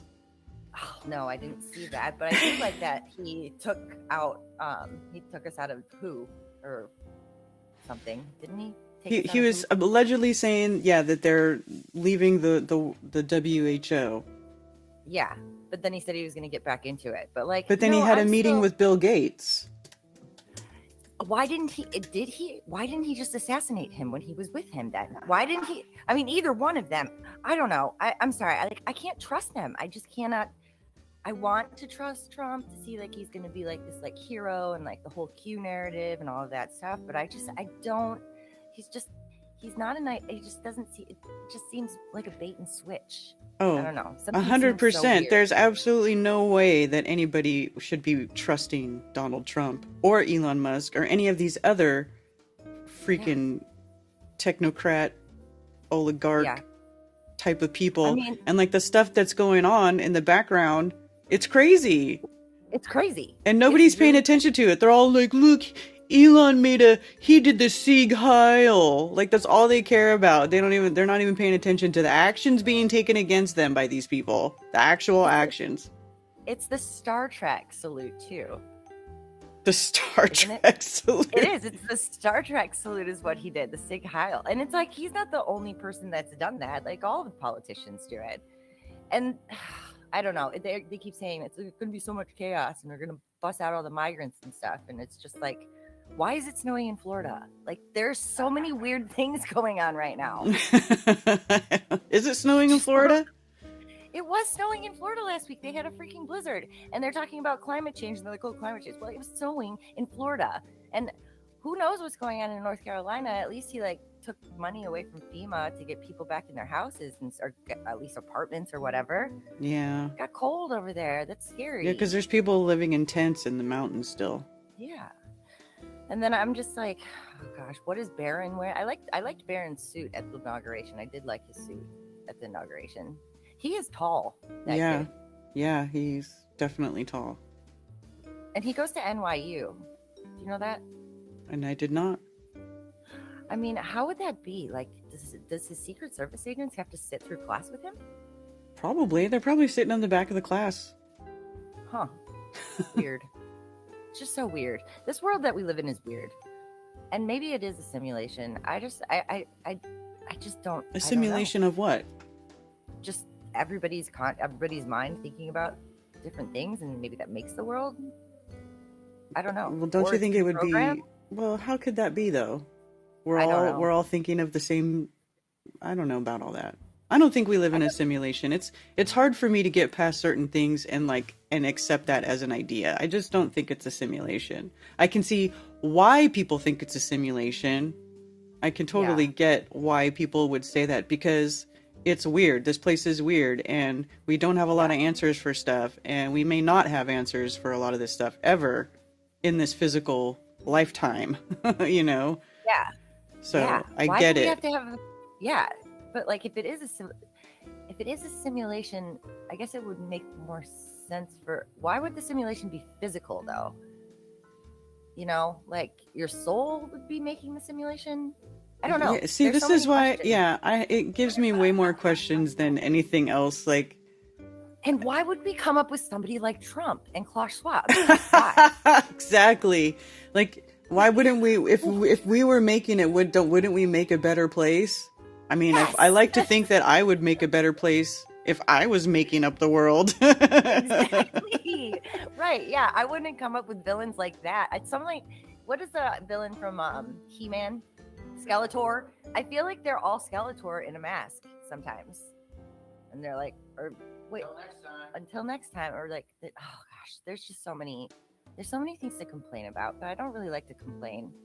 I just don't understand why we have, like, who voted for these people, and why are they the only people who are the best people to like handle the government? Why is somebody like Mitch McConnell still in office? That's what I want to know. That man is seriously a turtle. He looks like a lizard, and he looks like he's always drooling from his mouth. Also, what happened to his sister-in-law who backed her Cybertruck into a pond in Texas? You know, that was his sister-in-law. No, I did not know that. Yeah, that was his sister-in-law, and she was head of the big, huge shipping container company, and he's also married to his wife, is like head of all these things too, and they come from these like crazy billionaires, and so they get to have. And how do they get so much money? They go into office and they're paid like nothing, but then all of a sudden they're worth like millions and millions of dollars. Yeah, because they make money off black market shit. Actually, Mitch McConnell, I remember way back when I still lived in California and I was living in San Diego, and I read an article about containers that had been confiscated at a port that were full of drugs, and the containers were owned by Mitch McConnell.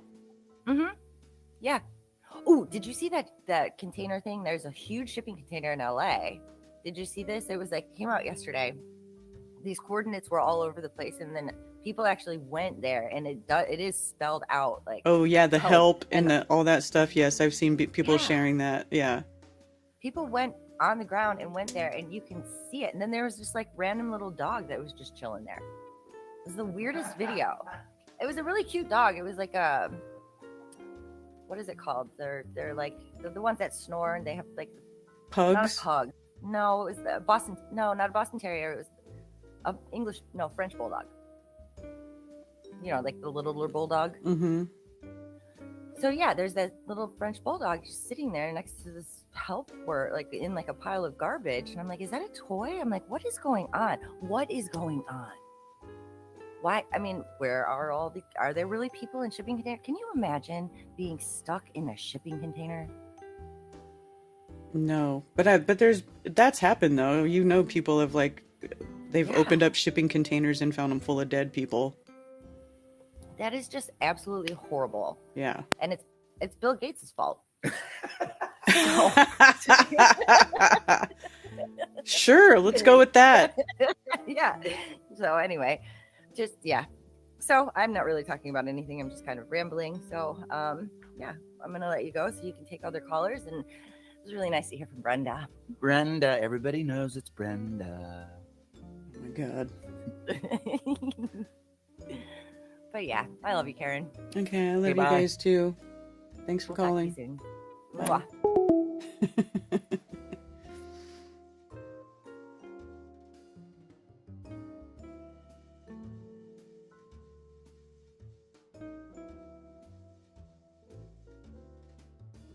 An intangible construct for consciousness to create and manifest a reality. Yeah, it's totally simulation.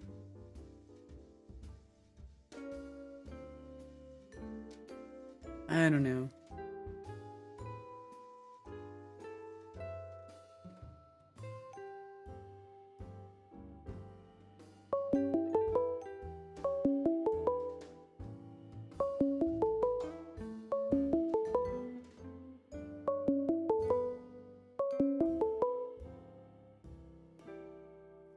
Thank you for calling Coffee Talk. You're on with Karen B.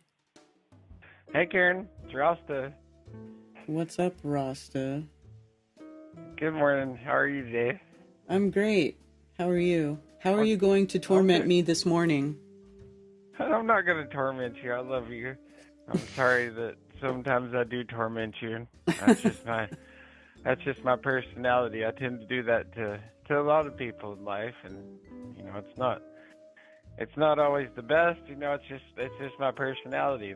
I can be rather annoying sometimes, and it's one reason I don't even have that many friends in life. Or I'm really an isolated person, and I've been in so many relationships with females and stuff that, and they go so well, and then I end up sabotaging them some way, and it's not, it's not fun being me a lot of times, just because of the way my mind functions, and a lot of it is my upbringing, and my generational traumas that I've been through, and like I was a victim of MK Ultra mind control programming growing up, like hardcore, like not any joke, like how the government operates through the use of psychedelics and like with the Grateful Dead, through Tavistock, and through the whole jam band movement. It's just one of the different ways that they control us through the psyche of manipulation, through encouraging people to use psychedelics, and then just go through that path in life. I mean, the whole Grateful Dead thing is so by design. The whole way that they had the electric Kool-Aid acid test with Ken Kesey, and the whole thing behind that. And that's one reason why I'm so into the simulation theory, because of my use, especially the past few years. Like I'm not using anymore, but like I was really into heavy use of ketamine the past few years. Like where Elon Musk actually talks a lot about that too, because he's a pretty heavy ketamine user. And a lot of these people are, because it's marketed as an nostalgic, a disassociative, where where a lot of people will use it and they'll go into like this K-hole where like they can't function or anything. But then there's a select number of people who can use it, and then it's just like having a cup of coffee. I mean, you can do everything you would normally do in life while you're on the ketamine. But at the same time, it also turns our reality into a cartoon, where it's like you can close your eyes and you can astral travel to the farthest reaches of the galaxy. You can go to other parts of the country or the world and see things clearly through that. And that's one of the ways through that I've come to the conclusion that it's a simulation. Because I don't see how else you could possibly do that, like through reaching into the depths of your mind, without it being a simulation. And with where it's like sometimes it'll cut scenes in your life, and then you can go back and rewind, all in real time. And so I just don't see how you could do that if it was really a actual physical construct that we're in. Wait, hold on, pause. Go back to what you just said. You can cut times out of your life and rewind in real time? Yes, you can like edit, you can go back and you can replay things, and it's all like I've tested it like in different ways to where like it's provable. It's not something where it's just all in your head. It's something that is like it's a factual thing, and that's where that's how Elon Musk is doing a lot of things, and through these Stargate portals that they're talking about, like the Project Stargate, those things are real. These Stargates that they're creating. I was at the Fan Expo this weekend in Portland. It's like a comic book convention thing, and this guy was writing this book. He wrote it. It's called Arch Enemies, and it's focused on the St. Louis Arc, which I've looked into before as being a Stargate. That's one of the Stargate locations on our map grid system, which is based on ley lines. And, places where they harness the energy. Ley lines are bullshit. No, that's something they want you to believe. But why do They're they have bullshit. massive events? Why do they have events on certain points on our map system? And why do they have like these psyops in certain locations to harness people's energies, because us as humans are batteries, and that can be tested too. Like the other day, I was at the park and climbed a slide. I was playing with my little daughter, and I climbed up the slide, and every time she would come to the top of the slide, or I would, and she would touch me, she would shock me with her electricity that's coming from her body. Just like how these fires are starting through basic, they spontaneously combust. These fires in California are from spontaneous combustion. I follow this guy Jeff Snyder too on YouTube, and he's documented it for years, how these fires are coming up from the ground and spontaneously combusting. Oh no, it couldn't be the homeless people starting fires. The incredible homeless population in LA. That's one of their counter narratives that they're putting out, so people don't focus on the spontaneous combustion, because we would have instant societal collapse if people really knew that these fires were caused by spontaneous combustion. The society would collapse within a couple days, because of the fact that the spontaneous combustion is a real thing.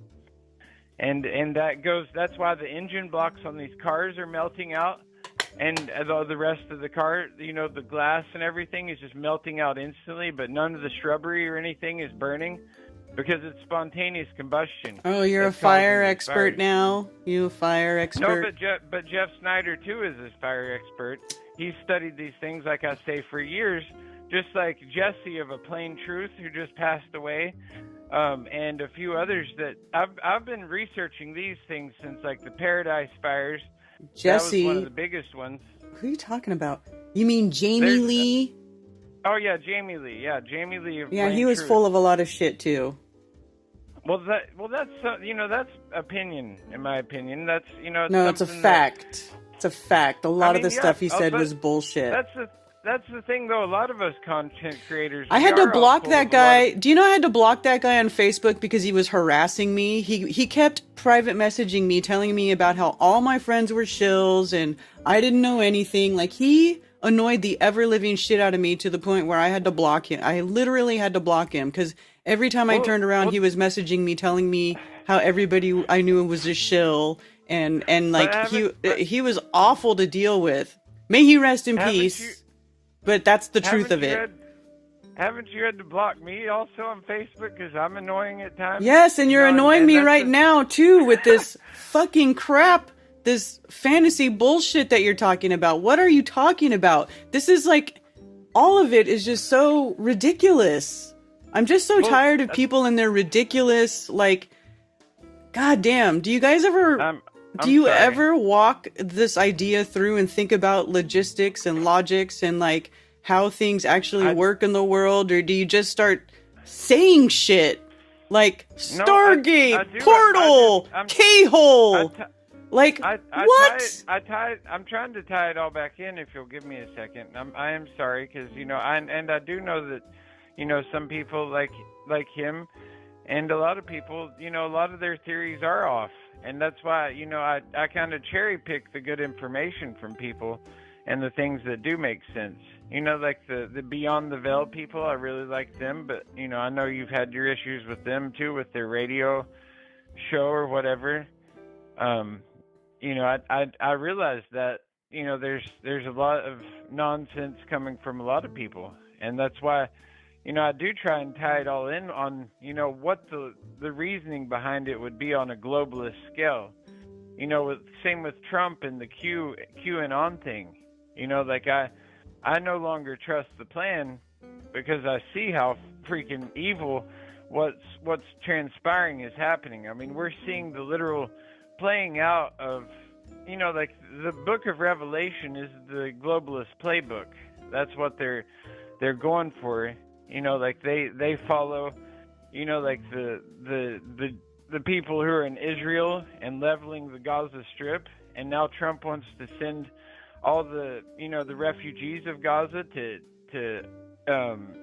Egypt and other places. 2 million people who are no longer going to have their homes back, and the things we're seeing him do, him coming around and giving all these really juiced up speeches that sound so great. It's all the Hegelian dialect. the problem, reaction, solution. And that's what we've seen that's why they allowed Biden to take over, the last 4 years, because they wanted to create the problem first so that people would be begging for the solution. And then they have Trump come back around and give all these, be sweet on people's ears and just start deporting people, giving all the right answers so that people all think that he is, almost the savior. I mean, the Jews think that he is the Mashiach or whatever they say, the actual, savior. Because that's the thing, during this time in the book of Revelation, the beast is supposed to step onto the scene. And, that he fits all the criteria of being the beast of the Revelation. And, same with Elon Musk. He's supposed to come off as this tech genius guy when he's ushering in the AI system, which has been here since before us as humanity has been here. It's from a different place than here. It's not something that he created or others have already created. When you talk to AI like Grok on X or whatever, it's like using a Ouija board. You're talking to this dark entity that isn't straight from a computer. It's a darker entity that has been here since before we've been here. And that's how the QAnon thing has worked. I mean, there's all these theories that that John F. Kennedy's still alive, that Michael Jackson's still alive, and Princess Diana, like they were talking about before, like she's like these people are. We're going to see so much crazy stuff transpire this year. I mean, we've already have, but I mean, we haven't seen anything yet, as opposed to what's coming down the pipeline. I mean, like with the wars that are about to transpire, and even major cataclysms. You think like the fires in California have been something? Wait till they really fire up the earthquake machine and start to do. Come on. Come on. Do What do you mean fire up the earthquake machine? Come on. A lot of these earthquakes, like the one in Japan, you think that one was natural? Or do you think that earthquakes Russia have been going on since forever? Yes, I think they're natural. Some of them are I grew up in natural, but the California. major I grew up feeling earthquakes my entire life. Right, but the major ones that they're planning, like the Cascadia subduction zone, the New Madrid fault line, and the San Andreas, are all planned for a specific time. And you know this how? To help, because I can sense things through meditation and prayer that you can't get from watching any type of information, because you can tap into the ether, the etheric realm, that is the ultimate Akashic records of this place. That's the Akashic records have all of our world's history from beyond the beginning of history till the end of time, are all in the Akashic records. And you can believe me or not, you can write it all off as crazy. Well, if it's all there and you have access to the Akashic records, how does it end? How do we fix it? Oh, all-knowing Rasta Bear with access to the all Akashic records, please enlighten us. How do we fix this problem? That's really what I'm trying to. I'm still trying to figure that part out, because like I'll lose sleep at times over it, because I do want to figure it all out, because I think that we have the ability as a collective to shift timelines and to put us on a better course, to where we don't have to just agree with their agreements and go back into what I see as a soul cycle. I think that when we die, we don't get to leave this place, because through our karmic debt, we have to come back in. Some people, like the ones that like commit suicide or do horrible things, sometimes they end up coming back as a pig or a cow and get slaughtered and go right back to the meat grinder, because that's how they have to pay their karmic debt. And if we're fortunate enough, we come right back as a little baby and have to live this shithole of an existence over again. That's sometimes a beautiful thing, But at the end of the day, to have to recycle back through it so many times, it gets old. And it really, it gets tiring on the soul to have to come back here many times. And like I say, like I've felt that I'm an old soul. And I'm sure many people in the chat realize and know that they're old souls as well. Because you start to remember things from your past lives.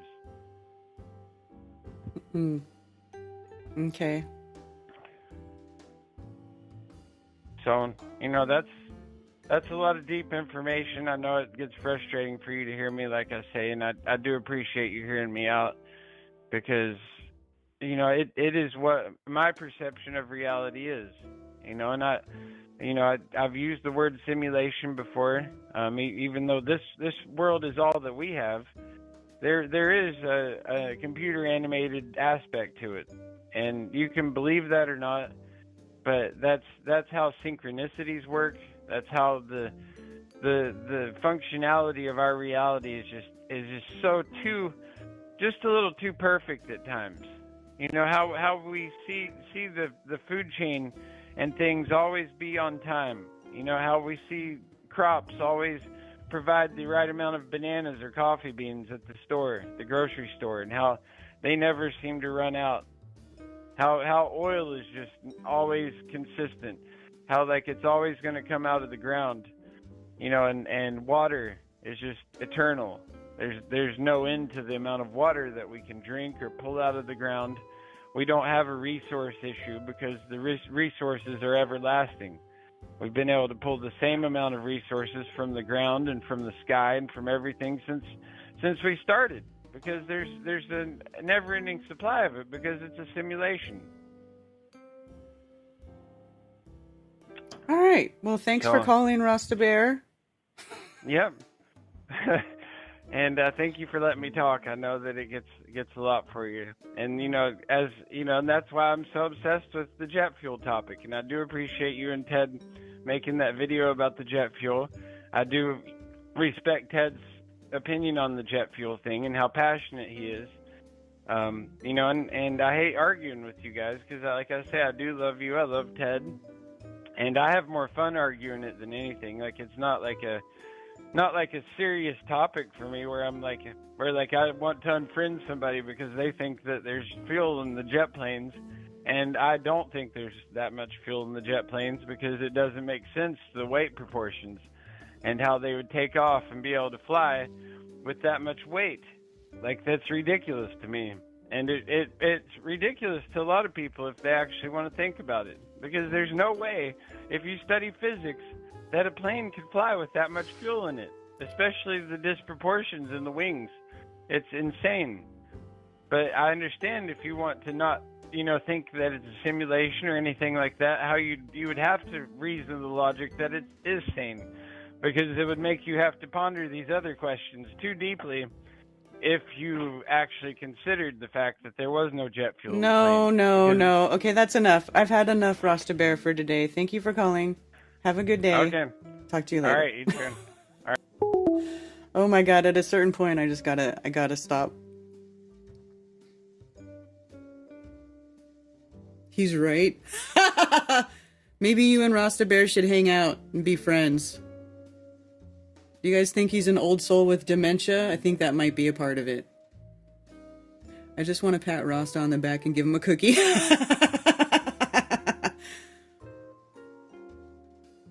Went to buy chocolate milk, $8 a gallon. Dang, Bill, where are you at? $8?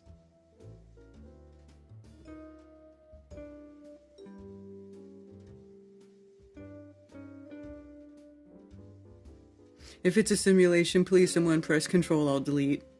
That's pretty funny.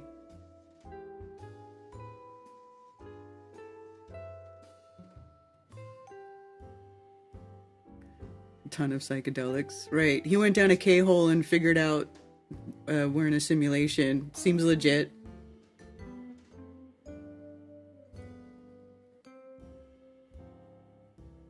I just don't think... the word simulation, as we know it, means a copy. It means a copy of something, or something that is created and in a computer and simulated with a computer. So in that regard, I just don't think simulation is the right word to describe this place. I get why people use it, but I just don't think it's the right word.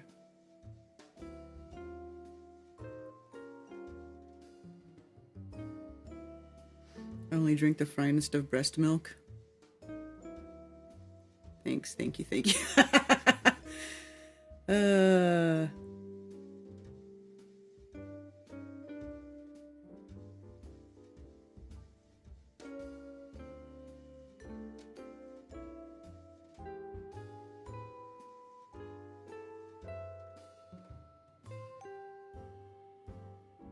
Yeah. I don't know. It's just when after 10 years of like sort of examining this place and what it is and how it works, and I don't know that we're ever going to know, you guys. I just don't know that we're ever going to know. It's just it's a weird magical place. I love it. I think it's beautiful and amazing, and I like to, think about it and ponder it and learn about it. But I don't know that we'll ever know. Well, we might not ever know, which is kind of why I just don't even like arguing with people about it. That's why I don't like doing debates. It's why I don't want to talk to Brenda the retard. I don't care to argue with people about it. I really don't. I just don't care. I like to talk about it and learn about it and stuff like that, but I don't want to argue with people about it. And I certainly don't want to talk to people who think wild ass shit, like things that can't be proven or make absolutely zero sense in the physical world as we know it, like all mountains are melted brick buildings, or that everything on Earth is actually a petrified living being. That doesn't make any sense either. Like, you have to have some sort of basic understanding. Like, if you go out and hang out in nature, you see there's the mineral kingdom, the plant kingdom, and the animal kingdom. Minerals, plants, animals. The three, it's like the holy trinity of earth and nature. And the minerals were here first because it's like, how does life get supported in a realm without the land to be there to be the base for the support of life, for homes to be built upon, for life to walk on, for plants to grow in, for trees to grow in? The mineral part has to be there first. Physical biological bodies don't even get petrified without the mineral part being there first. That can only happen if the physical body is somehow immersed in the mineral kingdom environment, and that is what then promotes petrification or petrifaction or fossilization or crystallization or whatever you want to call it. It's not the other way around. You know what I'm saying? Like, it just doesn't make sense. You have to think there's a metaphysical component to the sky, but the earth, the ground we live on, the world we live in is a physical place. It's a physical place that has rules. Certain materials have properties, and that's just the way that they're made. That you can't just apply brand new attributes and properties to any material want and just completely throw out everything from that, every bit of knowledge we known, because not everything is fake. Some shit is real. Otherwise, you wouldn't believe anything. Thank you for calling Coffee Talk. You're on with Karen B. Hey, Karen, how you doing? Good, how are you? Doing pretty good. This is Curvature Nope. I'm over playing around on TikTok. Okay, what's up? But I was wondering, had you come across Weiss and Leeds last conversation? Yes. About TFE? Yes. I don't know if you've expressed your thoughts on it. I did in the beginning of the stream, but, I don't agree with it. I think it's reaching. I think they're making excuses for something that doesn't need an excuse. And I've already, and I think it's funny that nobody who actually went to Antarctica thinks anything was faked. It's all people who weren't there or people who were asked to go and then denied the trip who are now saying it was fake and it was a simulated sun or somehow not like a sun simulator, but it's like a special kind of new advanced laser plasma sun. I just don't think so. I just don't. It doesn't make any sense to me. They didn't have very compelling evidence. It seemed like very circumstantial, suggestive reasoning that they were using, and I don't agree with it. I don't think we need to make excuses for the Antarctic 24-hour sun. Yeah, I don't think so. I think we've got plenty of evidence here on the wonderful Earth that we live on that tells us where we're at. Mm-hmm. My thing is, I question if there's a circling sun. Like, I view the sun as literally the source of life for everything here on Earth. Mm-hmm. So I would think if there's a real circling sun down in Antarctica, there'd be some kind of life. Just my thoughts. Well, I don't know. It's also very different there. The elevation is much higher. It's much colder. There's no humidity. There's definitely something about Antarctica that makes it completely unuseful for maintaining any sort of life. Like, there's nothing there that supports human life. I remember Austin during one of the live streams he did while he was down there. He made a comment where it felt as if, like, this is the end, quote unquote. Like, there's nothing further beyond this. Like, this is it. Thanks for coming. Mm-hmm. And yeah, we've got more questions. Like, cool. I'm glad these guys got to go down there. It's fun poking at Jern because I know he doesn't like the cold. Oh yeah, I don't like the cold either. That's why I didn't even try to go. I was like, the hell with that. Yeah, I don't want to go there. I'm in the cornfields of Iowa, and I've experienced similar temperatures what they had when they were down there. And yeah, I don't know. It's another day to me, I guess. Well, maybe you could have gone. Yeah, I would have loved to. That would have been great. I've got to ask. I've been wanting to call and ask. There's a song I remember being played, and it's somewhere in there it says, I'm in a cult. Something about I'm in a cult. Oh yeah, that's Chief Crow and the Flat Earthworms. Do you know where I can find that? Yeah, he's got a YouTube channel. Let me see. Whoops, I gotta go to YouTube first. Sometimes he pops into chat. Yeah. Because, I've had him play at a bunch of my events. So here we go, yeah. I'll put his link in the chat. Thank you. And then he has links there to where you can get his music and all that cool stuff. He's fun. He's a really cool dude. I like. I don't know, for some reason that song popped in my head as this stuff's going on, and yeah, it's just fun to hear that. Yep. Oh, I got it. Sorry. I got it. I had to bring the chat up on my phone. It's the only way I got access to it. All right. I appreciate that. And yeah, keep crushing, Karen. Thank you for what you're doing. All right. Thank you.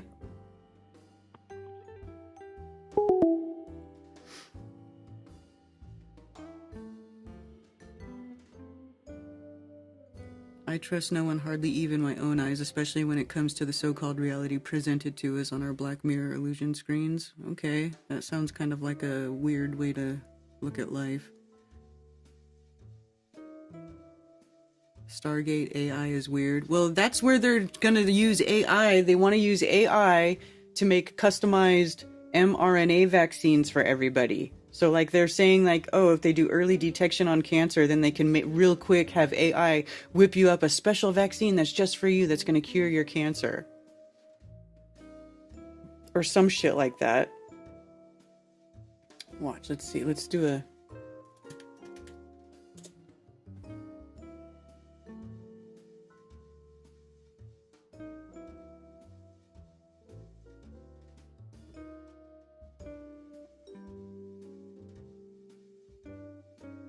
President Trump, Americans voted for this, not some Stargate mRNA thing.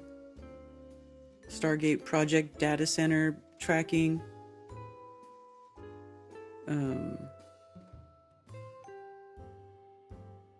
Let's see.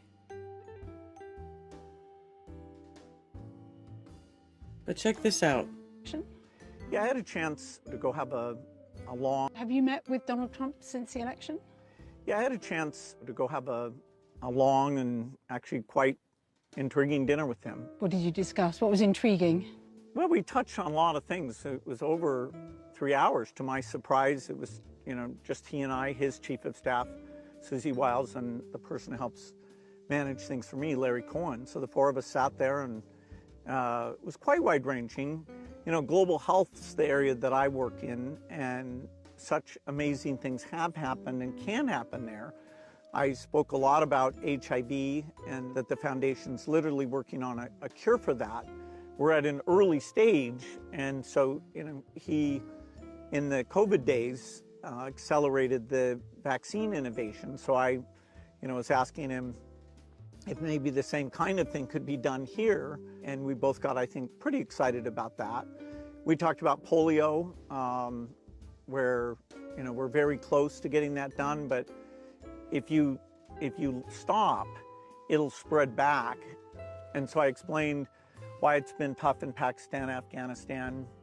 We've had cases show up in Gaza. We have cases in Africa. And yeah, they had he was cases show up in fascinated to Gaza hear what after they vaccinated everybody for polio. Then they had a polio breakout. Oh my gosh, go figure. he could do to maximize the chance that during the next 4 years that incredible milestone will be achieved.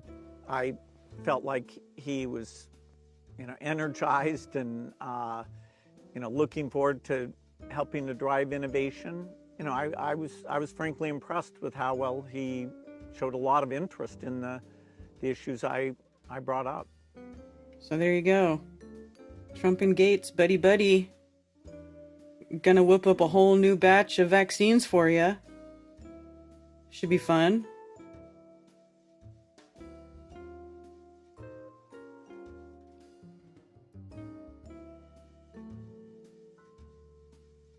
A lot of people are kind of tripping out about that too. So, $500 billion apparently Trump is dedicating to Stargate AI vaccine program as part of, and that's how they're going to make America healthy again, right? They're going to have a bunch of robots make you custom mRNA vaccines. Dude, you can't make this shit up, dude.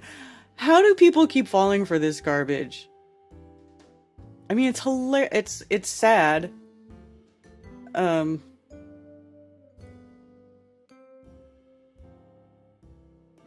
then you notice all the markets are tanking because apparently China released a new AI, open source AI called DeepSeek, and it basically makes this $500 billion.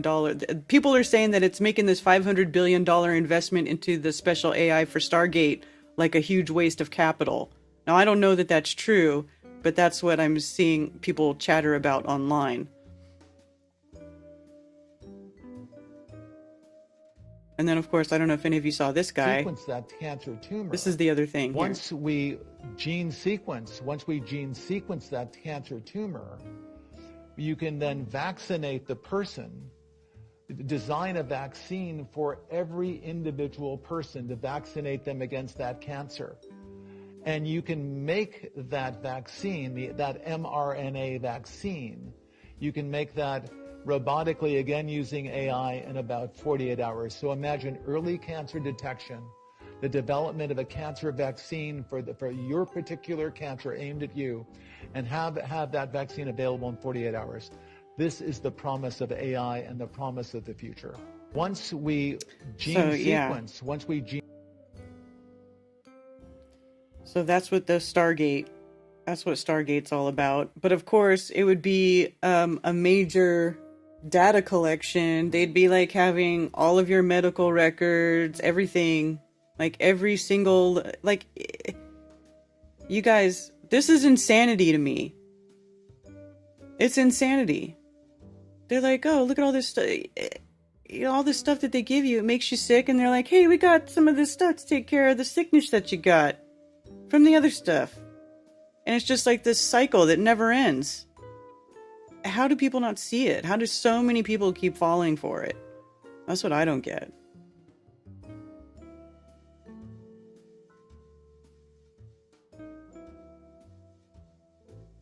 Yeah. Like, I don't know if you guys have seen this guy's name pop up, Sam Altman, talking about like the restructuring of society, blah, blah, blah, and all this crap. Like, these people are evil, diabolical assholes. So wait, this guy is saying we all have cancer? Yeah.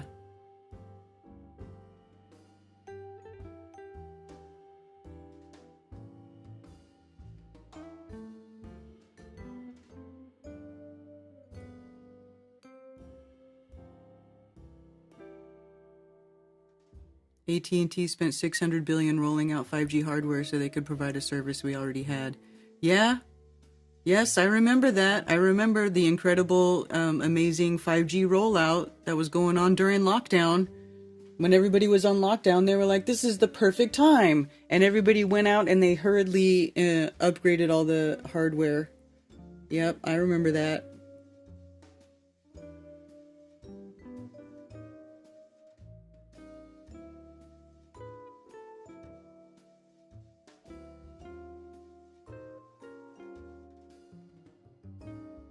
Sam Altman is cringy too. Yeah, I guess his sister is accusing him of sexual abuse. His sister. Hey, NDB.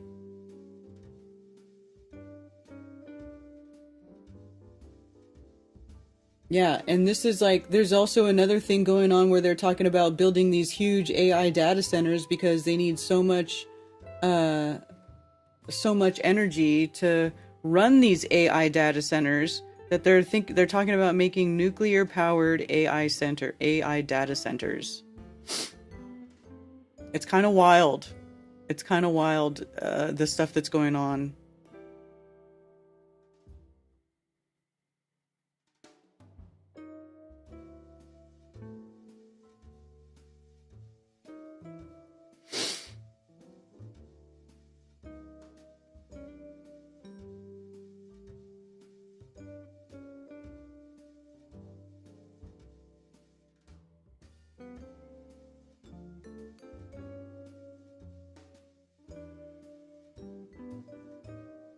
Ridiculous.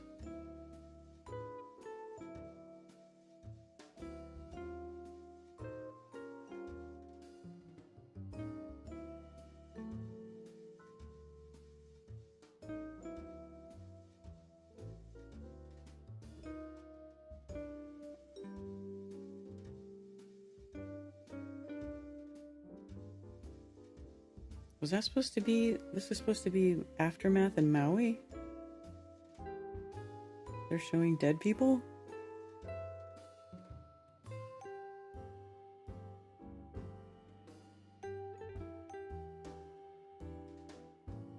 Yeah, there's dead people in those cars. Is that real?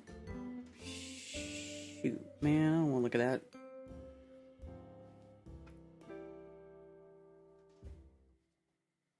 Three Mile Island will be used for AI? Probably.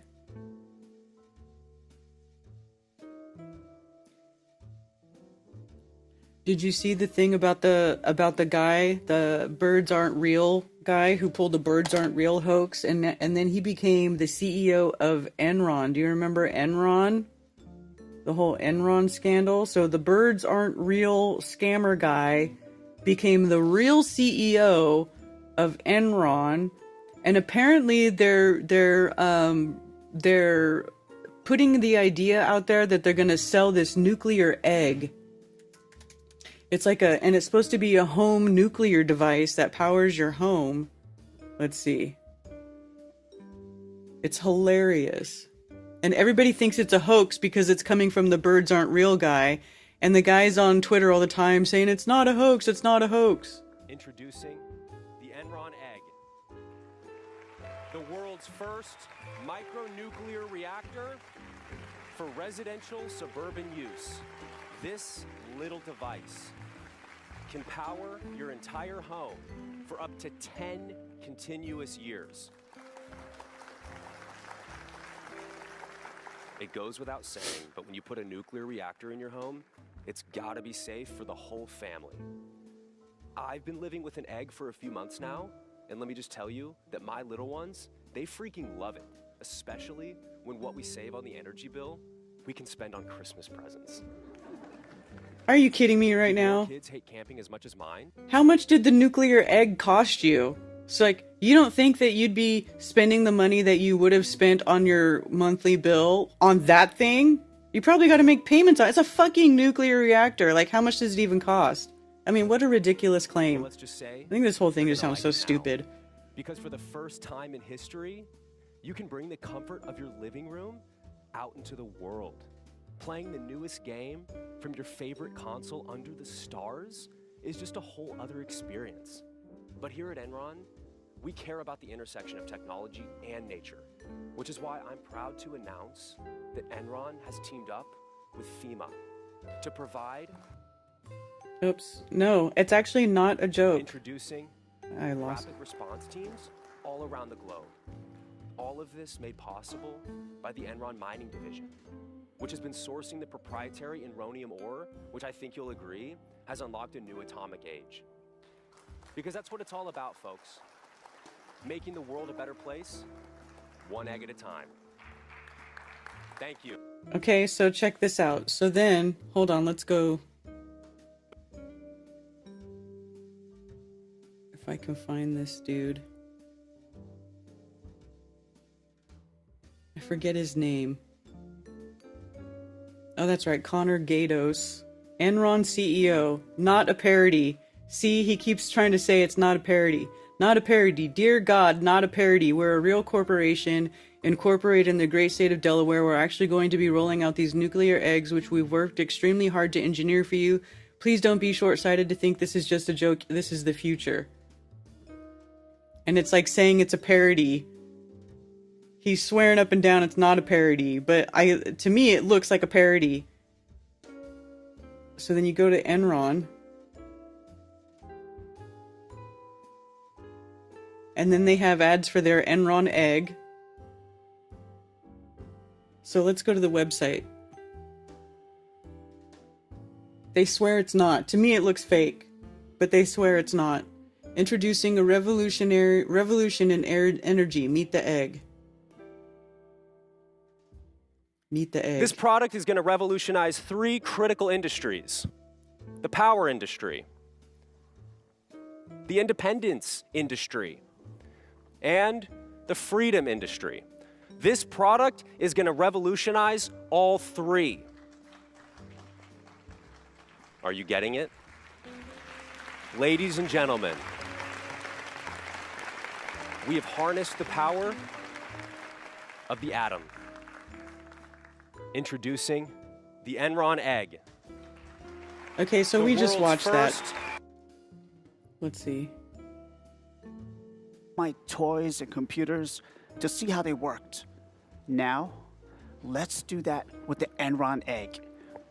We have to start with the extreme heat resistance made possible by its advanced enronium casing. Each unit provides a reliable output of 200 amps, delivering continuous power for up to 10 years before requiring refueling. Yeah. Here's how it works. At the heart of the egg lies a uranium zirconium hydride-fueled reactor, chosen for its safety and efficiency. The nuclear reactor is precisely regulated by 9 boron control drums located around the perimeter to maintain balance and stability. That's nuclear power you can trust. It's even got a little TV, so our team's always watching. Hydrogen Our team's enriched always heavy water watching. in the primary cooling module slows fission reactions, and a robust pump drives the system's cooling, ensuring consistent performance and extended lifespan. For your safety, only certified Enron engineers have access to the internals of the egg. which only uses 20% enriched uranium. This is far too low to make an atomic weapon. It would simply be impossible. Back to you, Connor.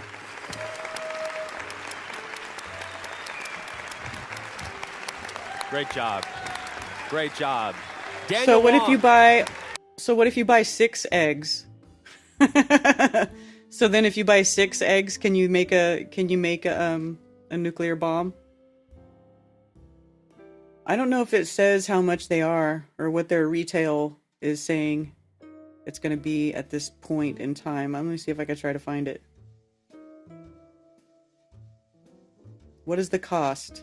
The Enron egg is significantly more affordable than traditional energy systems, which cost between $19,000 and $50,000 while being subject to power fluctuations. The egg offers a reliable, constant energy source at a fraction of the long-term cost. Okay, well, it's not. They don't tell you. They don't tell you.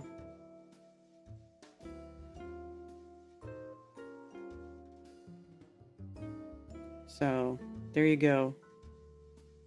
A uranium-zirconium hydride reactor combines advanced neutron moderation with boron control drums to precisely manage the nuclear reaction, delivering exceptional safety, unmatched fuel efficiency, and compact sustainable power all in one breakthrough design. That's kind of wild, right?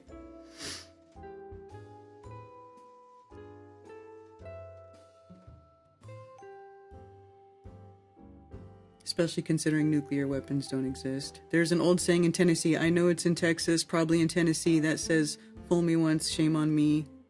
Shame on you, fool me, you can't get fooled again. It's a joke. I mean, it looks like a joke, but they're saying that it's not.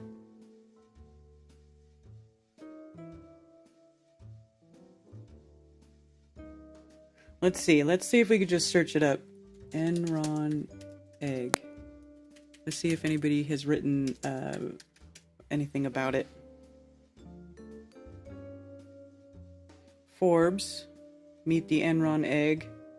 An at-home nuclear reactor that's totally fake. Okay, this is saying it's fake. Probably is fake.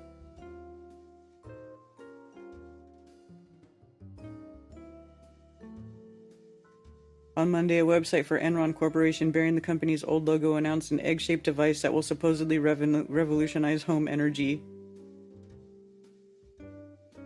Parody launch video. Okay, so they're calling it a parody. But then, you can't trust the birds aren't real, dude. Like, anything that guy says has got to be bullshit at this point, because he made people run around and start saying birds aren't real. What's crazy is this account has 42.5 thousand followers.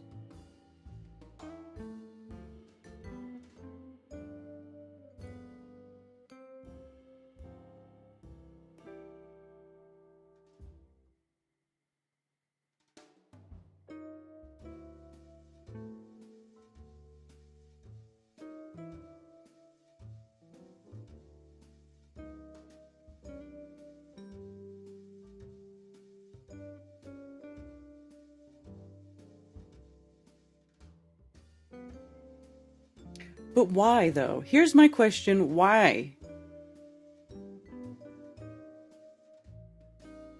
Why would they make a fake energy egg? And, like, what's the point?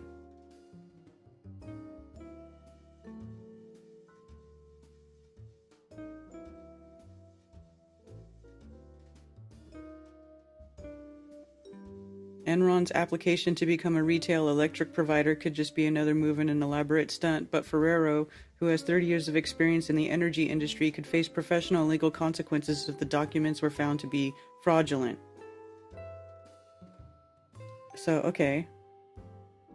One of Enron's newly revealed executives, founder of a legitimate company known as HGP Storage, submitted signed and notarized affidavits attesting to the company's intent to become a bona fide energy provider. HGP develops utility-scale battery storage farms, a resource that has grown rapidly in the Texas grid in recent years. In a Wednesday interview, Ferrero again emphasized the Chronicle that Enron is not a parody or a publicity stunt. Residents may soon be able to choose Enron as their power provider. The retail energy provider business hasn't changed since deregulation, blah, blah, blah. So, I can't tell if it's real or not.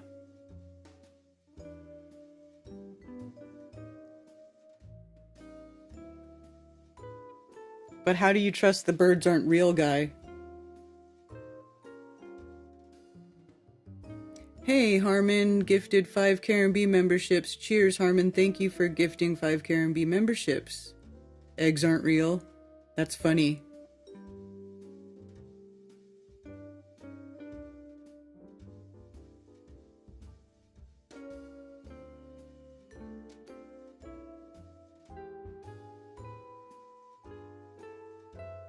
It would work wonders in an electric car.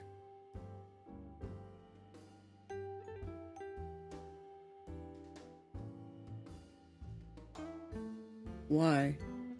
That's what I'm saying. Why? Why would it? Why would they do? But what would be the end of this troll? And plus everybody thinks it's fake. So why wouldn't they just give it up? Why would they keep spending money? It looks like they got high production dollars in this hoax, right? I mean, they have that whole setup there with the dudes on stage and animations and people in the audience. It's like, so what are they doing? The birds aren't real, and now he made an energy egg. Yeah.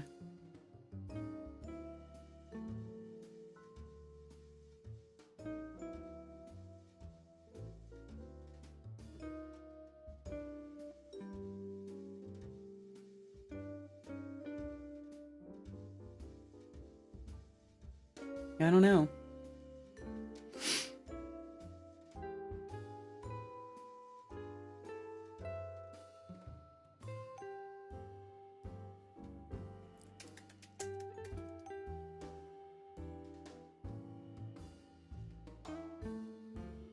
Three days ago. The Egg Home Nuclear Reactor is a parody project, according to Reuters Fact Check. A product company launched for micronuclear reactor for home use using the name of collapsed energy firm Enron Corp has misled social media users online, some of whom took the item to be real. The launch video was posted online with a caption, "Whoa, Enron just introduced Enron Egg. Blah, blah, blah." But then there's an article saying that they applied for a business license, so that's interesting, yeah?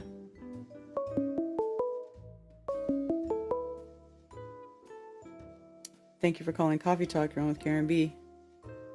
Hey, Karen, it's Rasta for one more minute here. Oh, Because Jesus. You're talking about I'm timing something that you. I'm timing you. Okay. All right. So the birds aren't real. I have to touch on that. Because it ties right back into what I was talking about before with the simulation and how, in fact, when you boil it down, nothing is in fact real because we're in a simulation. Now, does that mean you can't shoot a bird like a turkey or chicken and eat it? No, because you can, because it's still a physical construct inside of the simulation. Just like, in the Matrix movie, how, when Keanu removes himself from the Matrix, he wakes up in battery pods. Because that's kind of like, if you look at computer chip Earth theory, where like the Earth looks like a circuit board, like the Kaaba cube, and even Trump Tower has a black cube at the top of it that looks just like the Kaaba stone, because they're all about Saturn worship and the worship of Saturn and the black cube. Even Christianity with the cross, if you unfold the cross, is like a cube, because those are central processing units on the circuit board Earth of the basic quantum computer that we're inside of. And that's why the birds aren't real theory makes 100% sense, because birds aren't real. They're almost like a way of surveillance. A lot of people have been like, these pigeons and things are actually drones that are watching us at all times, just like most animals in the animal kingdom. Some of them have more positive references, though, like our dogs and our cats. Those are more like spiritual. Oh, time's animals. up. Bro, get out of the K-hole. Exit the K-hole once in a while, bro. Good lord.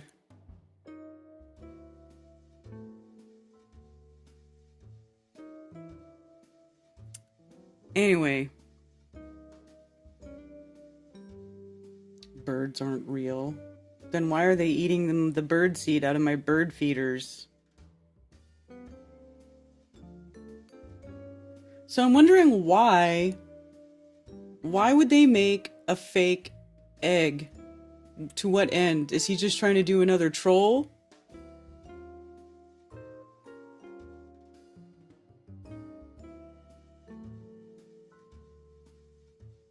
Enron's satirical comeback. Everybody says it's a satire. I think just because it's the bird's not real guy who's full of shit. And maybe they are full of shit, who knows?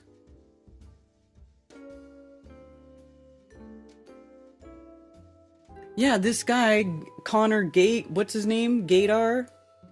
Connor... Hold on.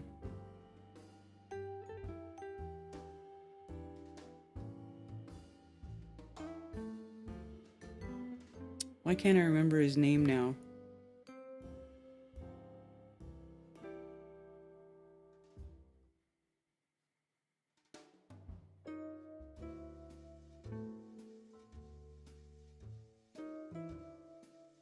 Gatos, that's what it is.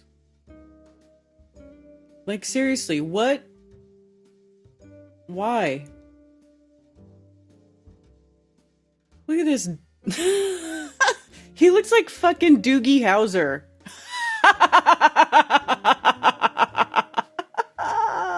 I mean, come on, dude. Yeah, I think it's gotta be fake. It's gotta be fake. There's no way.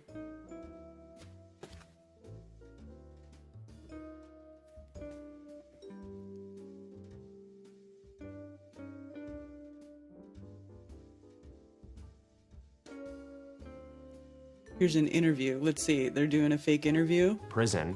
I would say there were 30,000. The people of Enron lied for years. How do you regain public trust? I would define people, if by people you mean the 15 that went to prison. I would say there were 30,000 amazing people that worked at Enron that had nothing to do with the fraud and the scam and the scandal. And so... This is just gotta be some elaborate hoax. But I just don't get why. Is it just because? I mean, I guess when he gets pied in the face, oh, that's so set up. I mean, I guess you could go back and ask, why is he going around saying birds aren't real? Is he pointing out the gullibility of the masses? Is he's just a troll, I guess.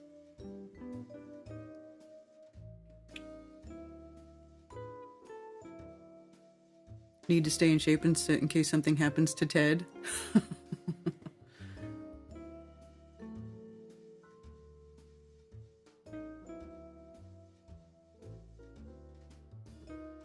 If no one had the imagination and creativity to make the Matrix movies, then would all these simulation tards be so convinced we live in a simulation? Probably not. Probably the Matrix movie did kind of plant the seed of that simulation idea. I would say that that's probably highly likely.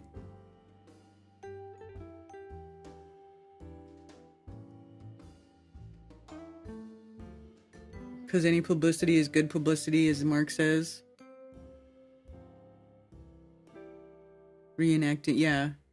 Reenacting Bill Gates' pie face, yeah, exactly. There's no phone number, and their store doesn't have the egg. That's why I'm saying it says wait till they launch live or whatever. And you can see most outlets are saying it's a hoax. Probably is. I would lean towards hoax. Because it's ridiculous to think that they're going to put a nuclear device in people's homes. Like, to me, that's ridiculous. Although I will say that I don't believe that nuclear energy is as is what they say it is.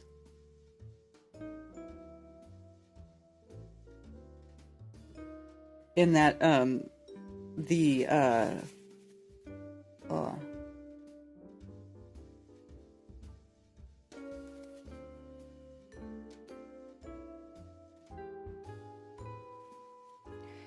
in that, like, the life,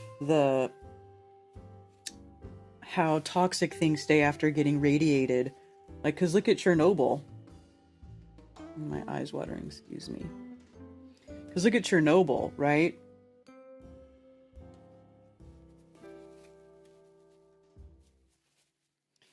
That place got nuked.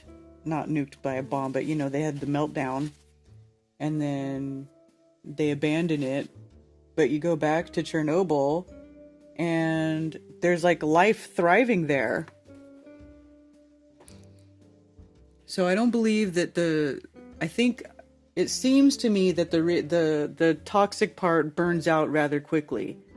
And then they act like it stays that way for 1,000,000 years or whatever, but it doesn't. Or however many thousands of years they say the decay rate is before it's not toxic or a deadly radiation anymore. Never ever happened. You would never allow the public to have atomic material of any time. Yeah, no kidding. Although there was that guy who built a nuclear reactor before. People do build them. Let's see.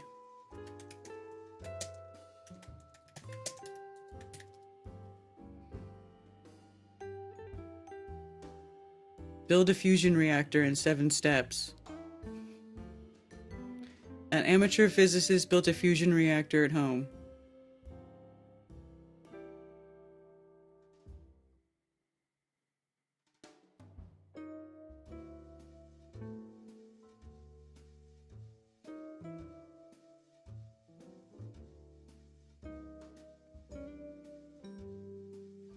So, you know, it's not like people don't do stuff like that. However, it's not something that you would want to put in the hands of the general public, in my opinion. That would be sketch.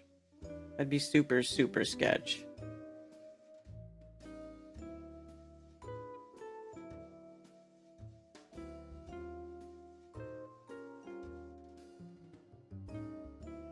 They put glyphosate in our food, yeah. Galen Windsor, yeah.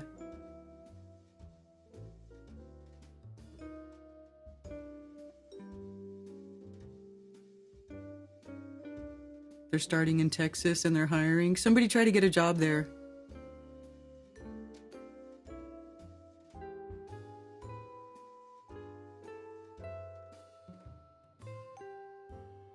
What came first, the chicken or the egg? The chicken! The chicken came first. Which actually reminds me about the thing that I was talking about earlier with the people who who try to make up their own stories about what Earth is and the history of Earth and, oh, it was a petrified titan or a giant or a mutant or whatever they believe, or, you know, it's all melted buildings from the past civilization that was here before us, the civilization of Tartarian giants. Whatever BS kind of ridiculous fantasy story. You know, it doesn't make sense because that's like what I was saying. The minerals were here first because the minerals provide the substrate upon which life is perpetuated and propagated and sustained, right? So it's like, what came first, the chicken or the egg? Well, the chicken came first because if you have an egg and a baby chicken hatches out of the egg and it's by itself, you know what happens to it? It fucking dies. It dies. Go hatch an egg and then don't take care of it. Have nobody to take care of it. No mom, no chicken mommy. It's gonna die. So what came first, the chicken or the egg? The chicken. Because the egg comes from the chicken butt. Okay, so clearly the chicken came first. Like, I feel like that's a silly question to even ponder. What came first, the chicken or the egg? The fucking chicken came first. Okay? Because chickens lay the eggs. So logically, you have to deduce that the chicken came first. The chicken came first and laid the egg. And then the baby that comes out of the egg, that chicken then takes care of, so on and so on and so forth. It's like, if you read the story of creation, it's not like, it's like they say they create man and woman, right? Because you have to have the adult version first to start. You can't start with a helpless baby that can't keep itself alive, you know, that can't walk, that can't feed itself, that can't do anything. It will just die.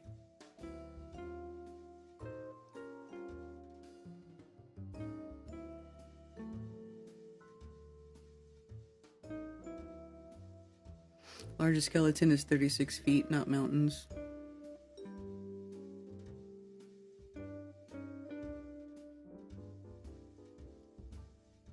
The chicken came first. Exactly. The fucking chicken.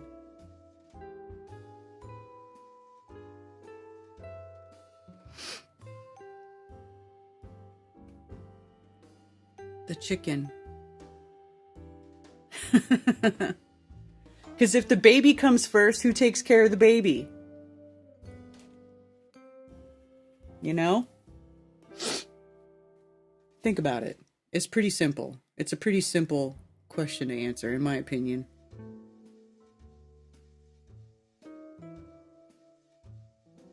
So the first of each kind were created, yeah. I guess. I wasn't there. I can only assume.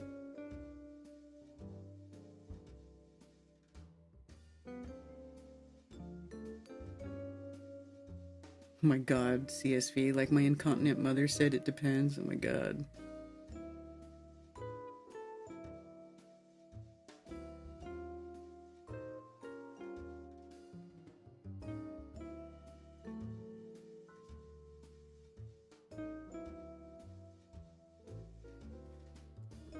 How did the adult come to be? I don't know. Created, I guess, but it doesn't make sense to me that you would start with a baby.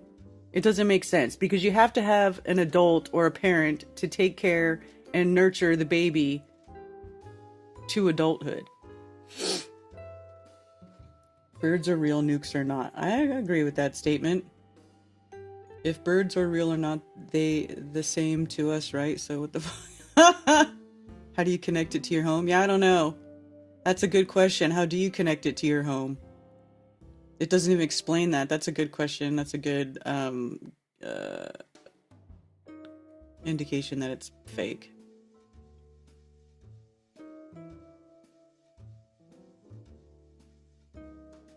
Anyway, it's funny. It's just, but yeah, I guess I would just say why? Why troll like that? Just to be a troll? He wants to be like the world's most famous troll, probably. Because he probably can't do anything else. You know, it's like people try to get these like ridiculous records because they can't do anything else. Like that whore who wants to F 1,000 dudes in a day. That's what she wants to accomplish because she can't do, and she's not good for anything else. You know, it's like ridiculous, stupid shit that nobody else would ever want to do. You know? Or like people who try to eat like 100 hot dogs or whatever. Like, why would you even do that? Probably because you can't do anything else.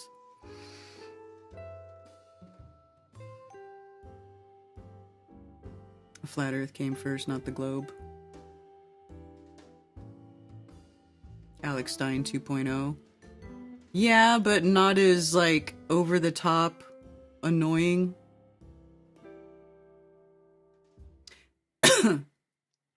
The MLK Jr. thing is weird. What do you mean the MLK Jr. thing? What happened with MLK Jr.?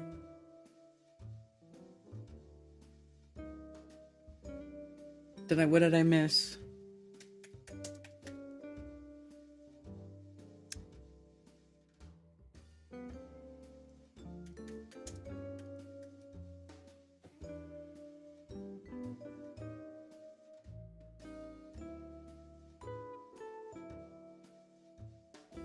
Oh, Trump released MLK Jr. files. MLK Jr. was a disgusting pervert, serial adulterer, cheater, plagiarizer, and communist. This is the man our entire country celebrates and your child learns about as a hero in school.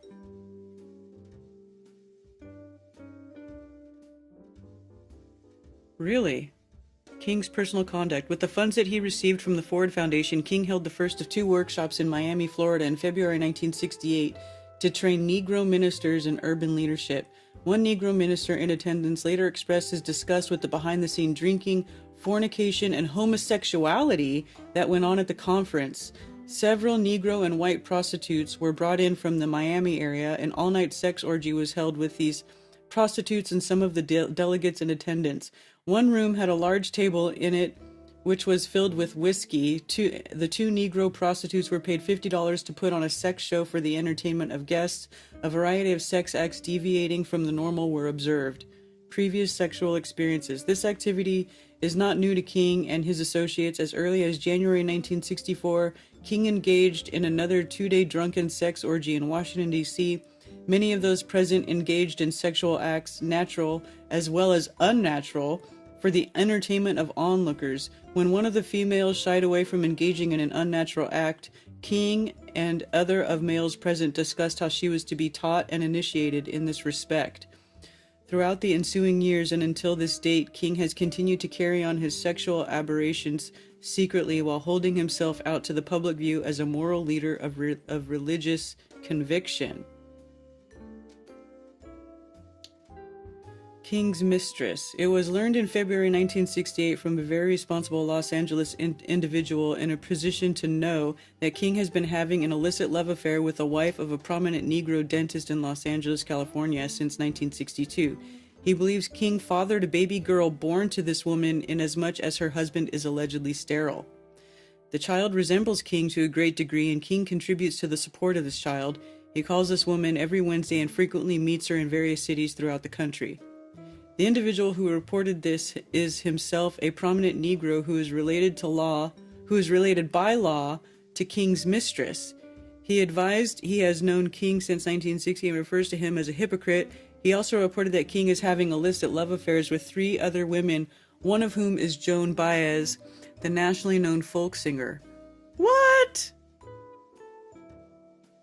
The prominent Negro who furnished the information said he was appalled that a man of King's low character could cause so much trouble for both Negroes and the government.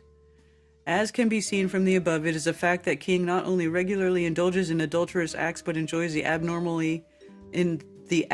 by engaging in group sexual orgies.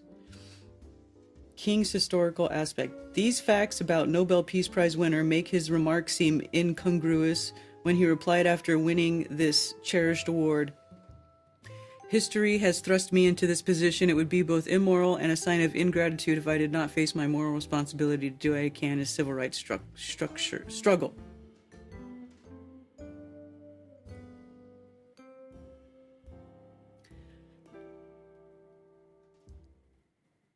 On June 22, 1964, an advisory and research committee was informed with King's approval for the purpose of writing King's speeches and guiding his actions. Among the members of the group were Lawrence Reddick, Bayard Rustin, Clarence Jones, and Harry Wachtel. Reddick is a former member of the CPUSA. On March 5, 1944, Wachtel's name was on a list of names whose significance is not known, maintained in the headquarters of the Kings County Communist Party, New York. On the same date, records at this headquarters contain the name of Wachtel's wife, Lenora, on a list of newly elected officers of the Bath Beach Club of Kings County Communist Party. In addition to being on the advisory committee, Clarence Jones, a Negro attorney, is also general counselor for the Gandhi Society of Human Rights and fundraising adjunct of the SCLC. Wow. Prior to October 1966, King attempted to hide his association with Stanley Levison and used Jones as the intermediary. During the mid-1950s, Jones held a position of leadership in the Labor Youth League, an organization which has been designated as subversive pursuant to Executive Order 10450. Clarence Jones married Ann Aston Wardner Norton in June 3rd of 56. She is the daughter of the deceased publisher William H. Norton. Between 47 and 50, she was identified as a Communist Party club member at Sarah Lawrence College, and in the early 50s was also active in the Labor Youth League, and in April 5th, 1955 was observed as the driver of a station wagon, which was used to transport Communist Party underground leaders in connection with an official Communist Party meeting. Huh.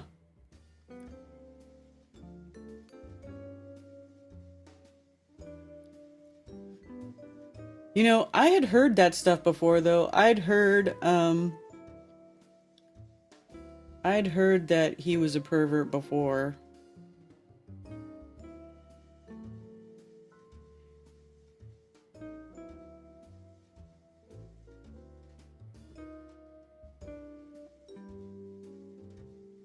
What's this? In 1964, the FBI accused MLK Jr. of engaging in disgusting orgies and urging him to commit suicide.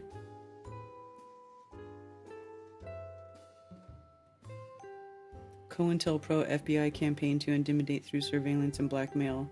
MLK was a communist sympathizing fraud beholden to the international Jew. FBI was based for this? Oh, well, I don't know.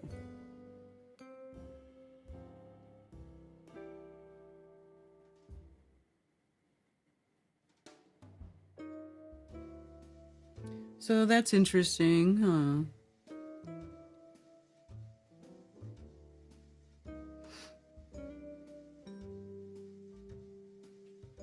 That it was all fake?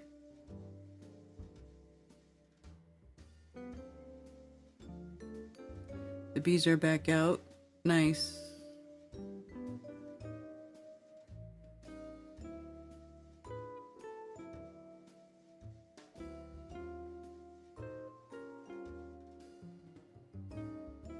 Liked it in the bum.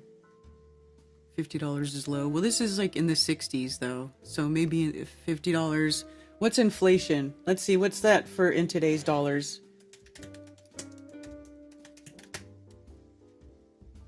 Let's see how much the prostitutes got paid in today's times. Okay, so what's the year? Let's just go, we'll go with 1964. 1964.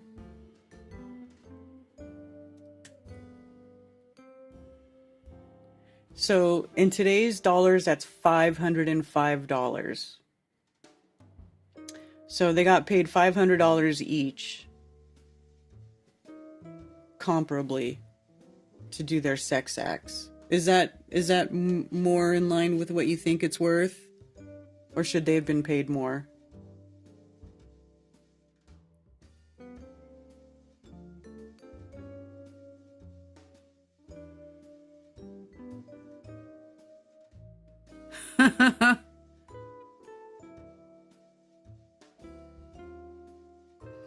I like that. I like those stuck on second incursion. After flood, all came from Noah. What's all mean? All. So where's the second incursion, people? Brandon thinks it's fair. Nico says they should have been paid more. Perspective, right?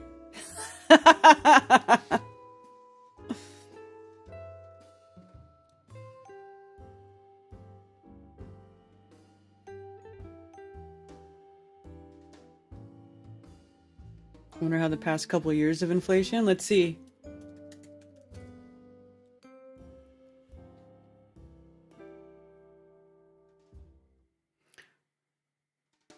So let's go, we'll go to 2020.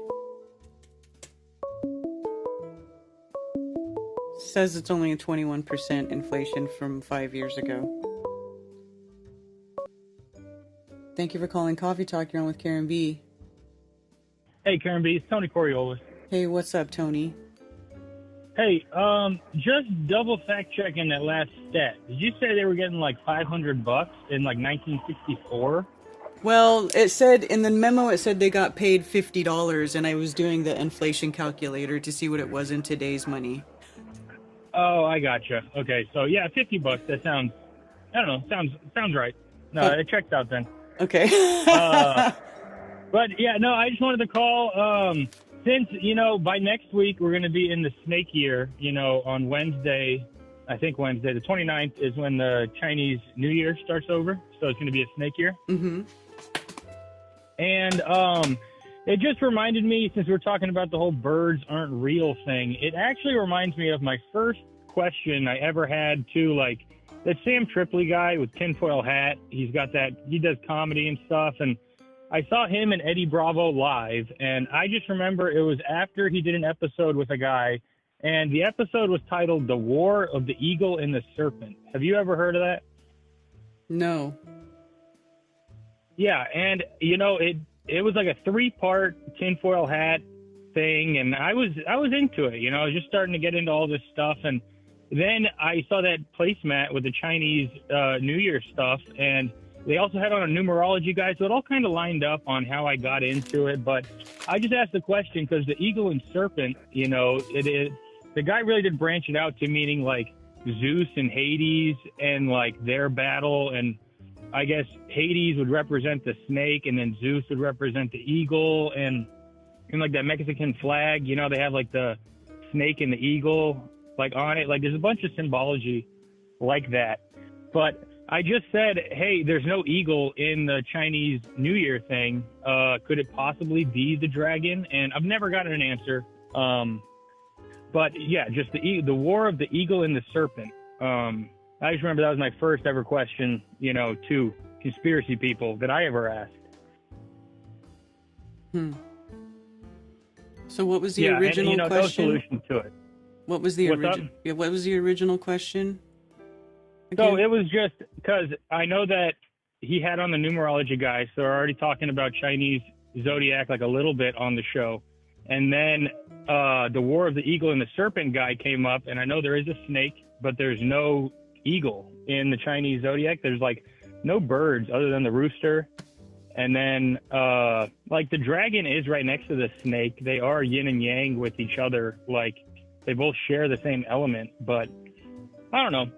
And even me questioning something like that is never being assertive to where, oh, here's the intel. This is how it is. And I don't know. I try to never really be like that. But I don't know. Even the question of dragons, did dragons exist? I wonder about it. So I just kind of thought a little tie-in right there could be maybe the eagle and the serpent thing could be the dragon and the snake type of thing. But it's just very loose. And that was just my first ever question. Yeah, it was like a live show. Eddie Bravo was there and Sam Tripoli was there. Yeah, nothing too big. But yeah, just a reminder to everyone, Snake Year's about to start. I don't got too much. I wasn't even going to call in. Then we got talking birds and made me think about that first question I ever asked. Yeah. By the way, I got your box. Thank you for all the cool stuff. I actually have it on my desk here. I was going to ask about that too. I've just been forgetting to. Yeah, I was going to talk about it. I have all this stuff here on my desk. This cool book that you sent me for Chinese astrology. It's really awesome. Thank you. I love it. Yeah, I gotcha. And then one thing from that book that I noticed, since I said it goes in 60-year cycle, I just wondered where the cycle starts. And in that book, I found out 1984, the wood rat is like where it starts. The wood rat is the first one? The wood rat's the first one of like the 60-term cycle. Mm-hmm. So I just found that interesting, Yeah, it's great. I started reading it as soon as I opened the box. I was like, oh, cool. And I just kind of sat there for a minute and I was looking at it. So thank you for that. Totally. And even I got the book at first and I was reading it and I'm into this stuff. I liked it a lot. And then I figured I'd send it to you. So I had to order another one. So I got another one. But yeah, I just figured it'd be a good thing to include. And I'm glad I gave it to you before the snake year starts. Yeah. Yes, I appreciate it. Gotcha. And then, yeah, I passed on a Tony Coriolis, not Tony Coriolis bar, a Tony Chocolonely bar and a Stroop waffle. I'm now addicted to both. Thanks, Sander and Stephanie. Yeah, this is a massive chocolate bar. I'm stoked on that. And then, of course, more Stroop waffles. Yeah, they got me hooked. I now know where they sell Tony Chocolonely bars, so I'm getting them nonstop. And then they're sending me Stroop waffles, It is what it is. I'm having a fun time through this all. Everyone have a great week. Yeah, thanks, Tony. All right, peace out. Peace. Yeah, the 2025 Farmer's Almanac. I love the almanacs. And then he also sent us some cool lighters from Italy. This one I thought was cool, this little case. It's funny how the European lighters are round. So it's got the David and the Duomo. And a Duomo is what the Italians call their cathedrals. In France, they're a cathedral, and in Italy, they're a Duomo. So, that's cool. That was fun to get. Super fun. And there was also a t-shirt, but I think the shirt's downstairs. It said, Bigfoot stole my weed. It's hilarious. And then, I also got, in the mail, I got a book from Corey Kell. He's been doing videos again. So he says, hoping all the best for you and your family in this new year. I've sent a copy of my book for you both. So that's to me and Cammie. Yeah. Sun Earth Modern User Reference Guide. You know, the military science guy. Or what does he call it? Flat Earth Intel. Yeah. Use of sun, military science, and geometry.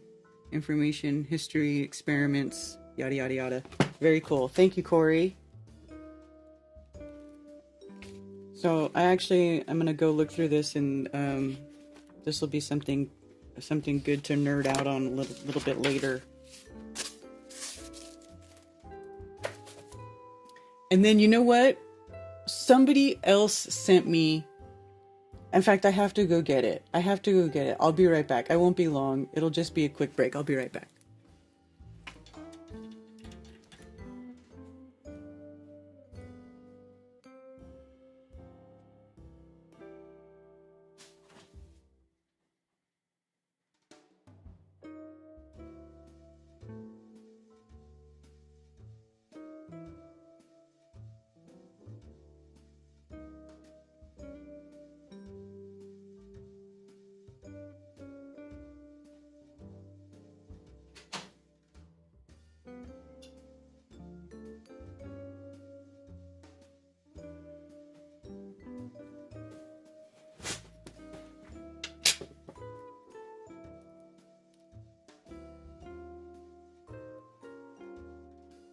All right.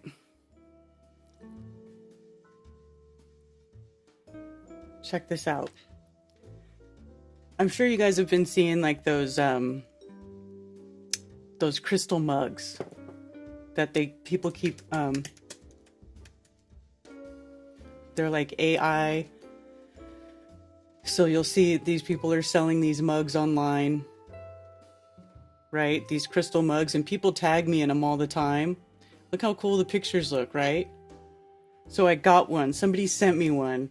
Dude, it's hilarious. I don't know if they got it from this place. I don't know where they got it from. And I don't know who sent it to me because it just showed up in my box and there was no note. There was no name. So whoever sent this, it's hilarious. Thank you.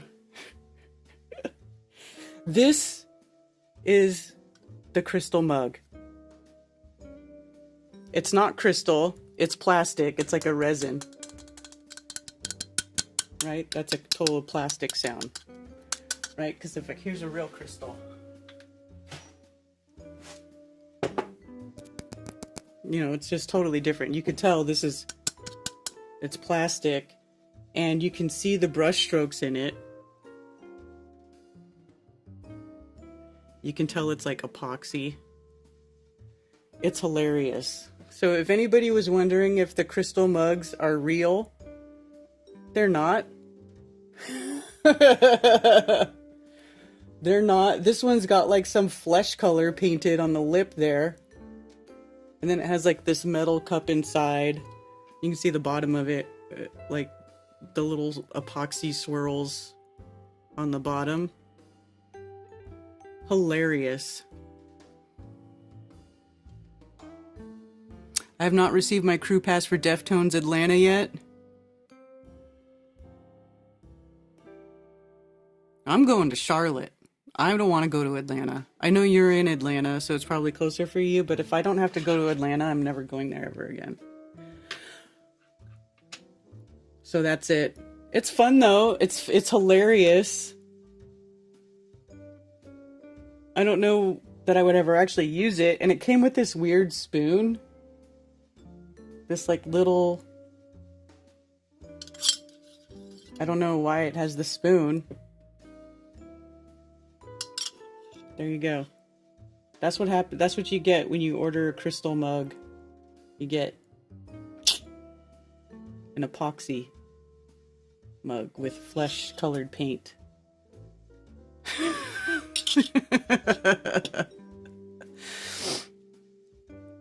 So yeah, I wanted to show you guys that because it's funny, right?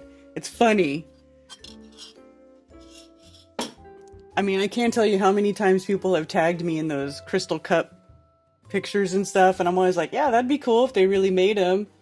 But yeah, those are not real crystal mugs. There's videos on YouTube of people carving mugs out of crystal, though you can do it, but I mean, you have to have, yeah, it's like you have to have lapidary equipment. Anything I've bought off FB ads is always a scam. Yeah.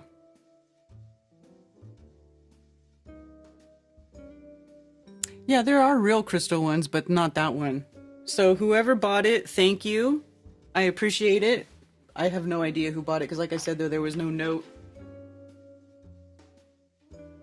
There's no... I don't know where it's from.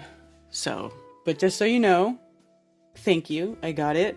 And it's not real crystal, unfortunately. Dude, it's so tiny. It's so tiny. It's like, it'd be more like espresso.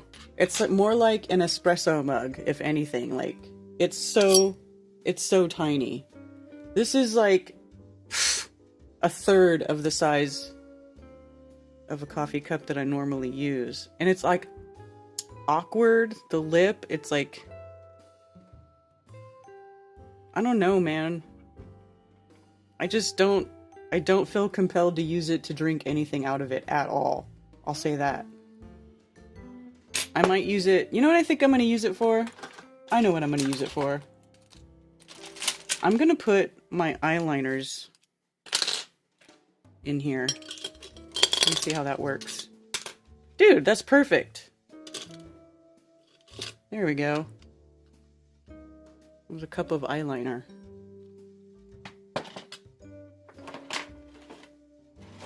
That works. I don't know what I'm gonna do with this spoon though. I'll have to figure something out for that.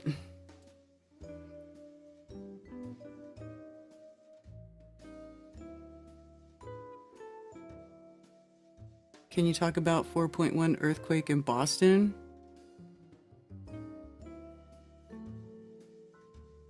Brother Love Deftones.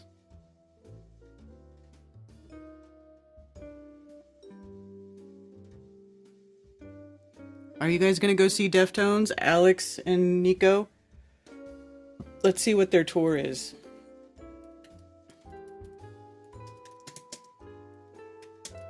And when is their album gonna get released? I need to ask Stefan. I need to bug him. I try not to bug him, but I really, really want to bug him about that.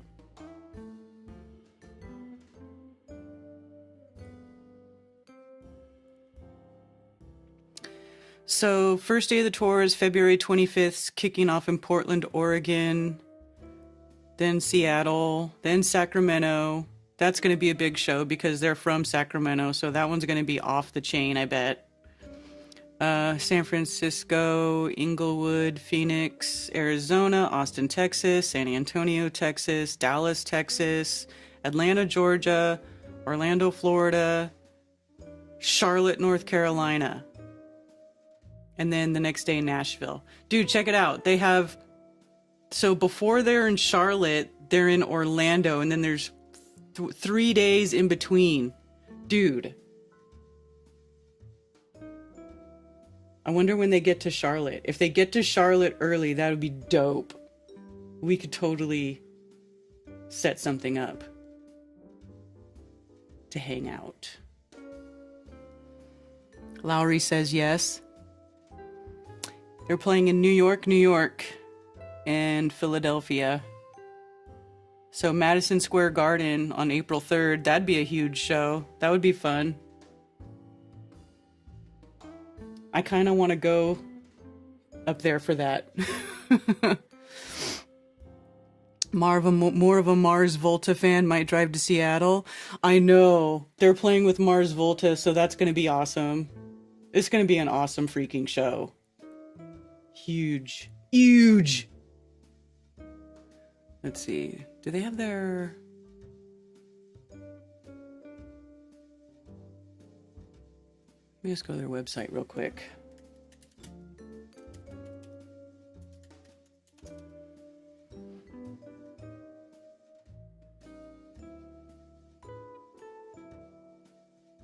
Oh, they don't have the tour stuff on their website. Is it Deftones Tour? They had last year. They had it called tour.com. Deftones Tour. Not your tour. Yeah. Okay. Here we go. Mars Volta and Fleshwater.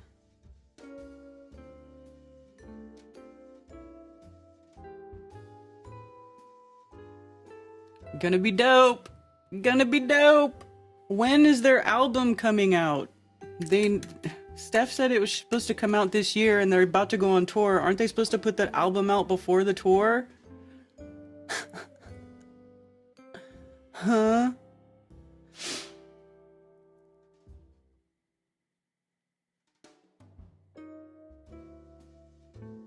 Ooh.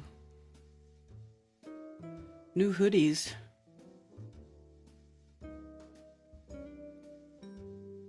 Oh, look at this. This is dope. I want this shirt. I want that.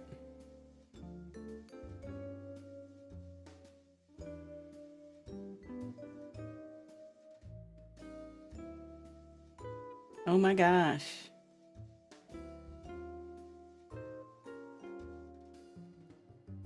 Deftones beer pong. What's up?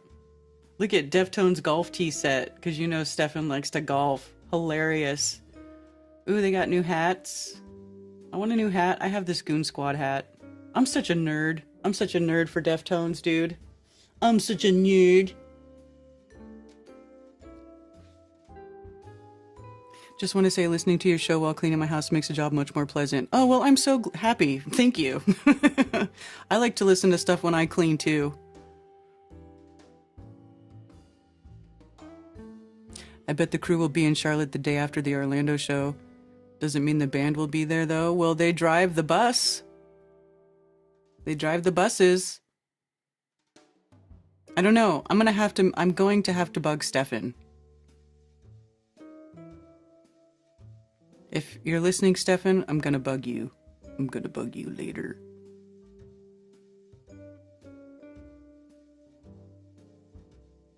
I would put a pansy in it and plant the spoon too.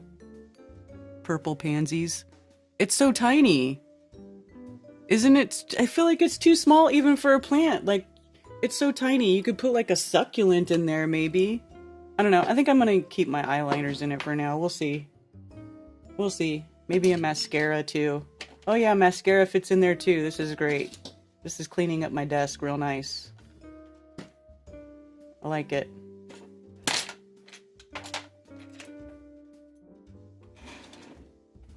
There we go. I've already made room on my desk. Fantastic.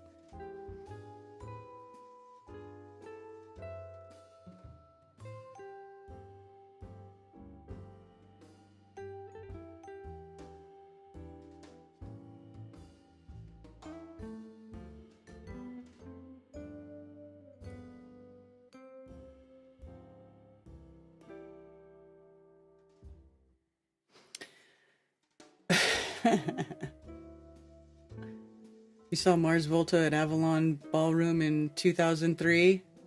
I saw Mars Volta... Actually, it might have been around that same time, Nico. I saw Mars Volta because I was still living in the Bay Area. Well, I was living in Sacramento. And so I think we went, me and my boyfriend at the time, we drove to I think it was Berkeley, like the Greek, I want to say the Greek Theater in Berkeley. And it was Mars Volta. And was it Rollins? Rollins band? I can't remember. I really can't remember. I wish I could find all my ticket stubs. Yeah. Yeah, they were dope. Yeah, I saw Deftones in very early 2000s in Sacramento. And then the next time I saw them was 20 years later here in Atlanta. I want a white Deftones windbreaker, but they don't make one. No, they don't. Why would they make a white windbreaker? Why would you want a white windbreaker? They just get stained.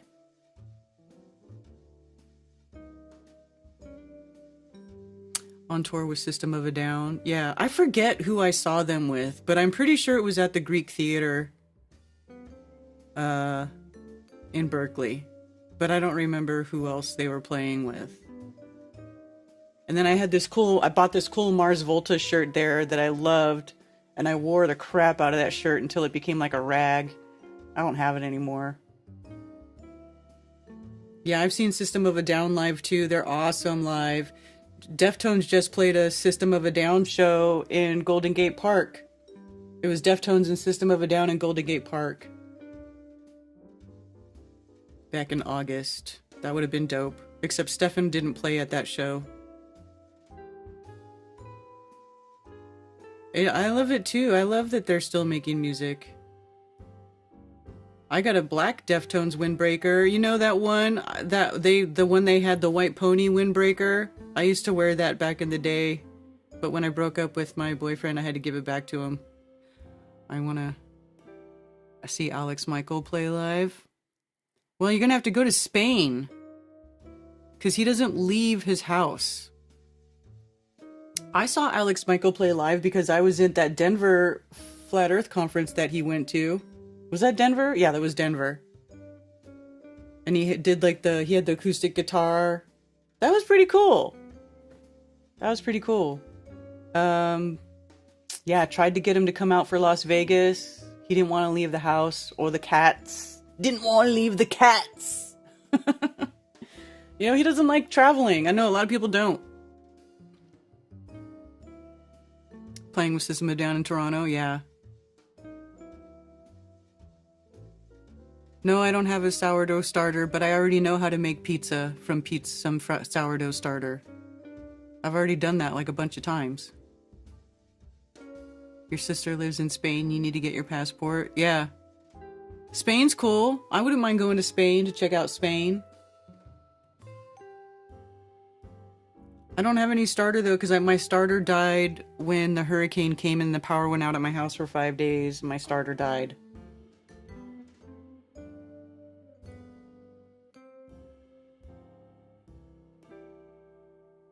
I want to try to start my own starter. You know what I really liked was chocolate chip sourdough cookies. Holy shit. Those were delicious. I also made, I started messing around and making other stuff with sourdough too, not just sourdough bread, but using it to replace yeast in certain recipes, or using, discard starter for stuff. It's really good. I need to start making my own. Down by the beach? Yeah, that's the good part. If she's right there by the Mediterranean, that's the good part.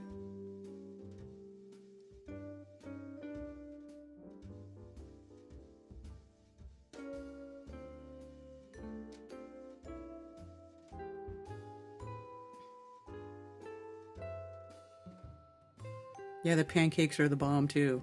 I like making stuff with sourdough starter. I need that again in my life. But yeah, I haven't replaced my starter since the hurricane, so I don't know. I'll have to figure it out. I may try to make my own starter. Because you can... Let's see.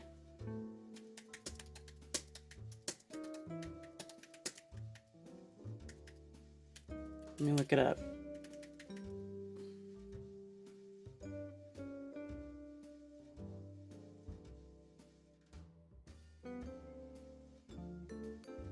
Let's see, what does King Author say?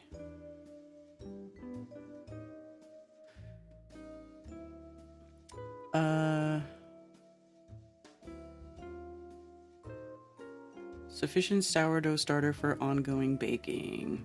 So how do you do it? This says what?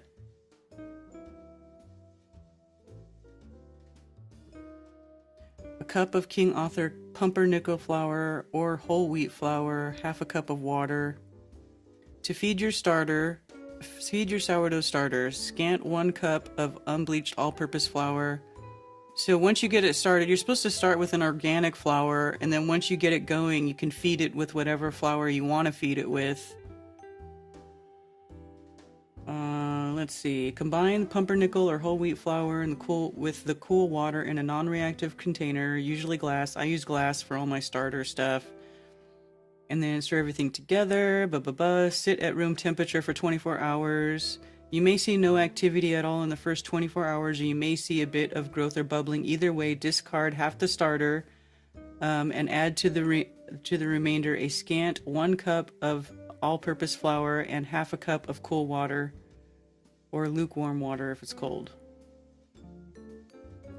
By the 3rd day, you will likely see some activity, bubbling of fresh fruity aroma, and some evidence of expansion. It's now time to begin 2 feedings daily, as evenly spaced as your schedule allows for each feeding. Weigh out 113 grams of starter, blah, blah, blah. So what you usually do when you feed your sourdough, what I usually do is I weigh it and I do equal weights, water and flour to feed the starter. So basically it tells you to just feed the starter until it gets going. Day 5. Yeah, and then it should start to look like that, bubbly. I might try this. I might try to make my own starter, because I've never tried it before, and I think I might do that.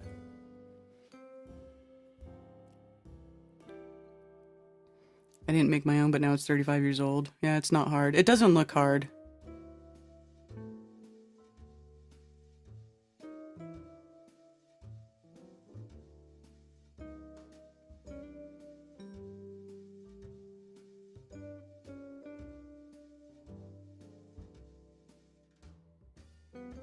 Interesting.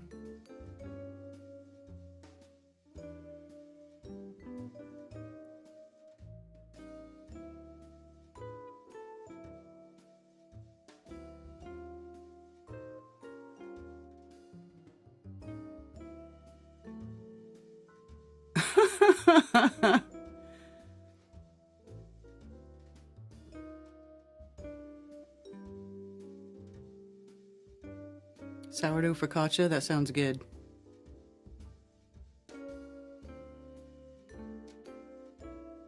I hung with Serge on the Deftones bus in Ozfest 99-ish, but another night I shall not speak of.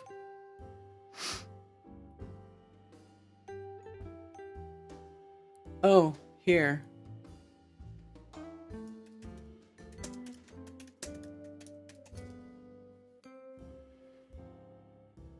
Sally's Baking Addiction. I've been using this website to get recipes off of. I've made pumpkin chocolate chip cookies. Those are a favorite in this house. A few different of her cookie recipes. Here, let me put the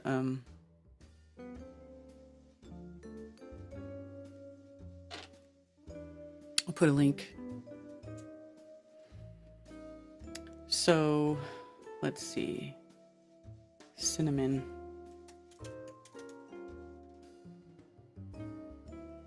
rolls from scratch.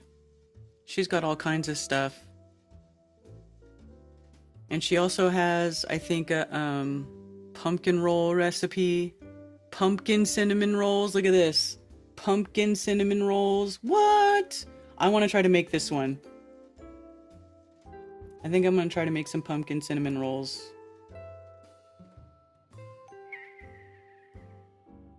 Yeah, look at how pretty that looks. Yummo. Milk, butter, pumpkin, sugar, blah, blah, blah. Yeah, man. Could do all this. I got all the stuff right now. And then she makes a maple cream cheese icing. What?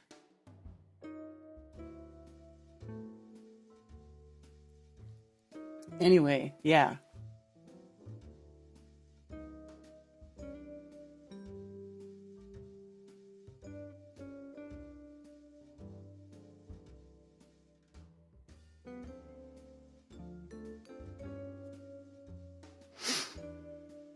Yeah. I've made some of her pies recently. I made the pumpkin pie. I used her pie crust recipe. Key lime pie, she has a recipe for. I might try to do that too. I like key lime pie. Peach cobbler. I also was using, I also used her recipe for garlic knots. Homemade garlic knots, you guys. Huge hit. Huge freaking hit in my house. Oh my gosh, let me just tell you. Let's see.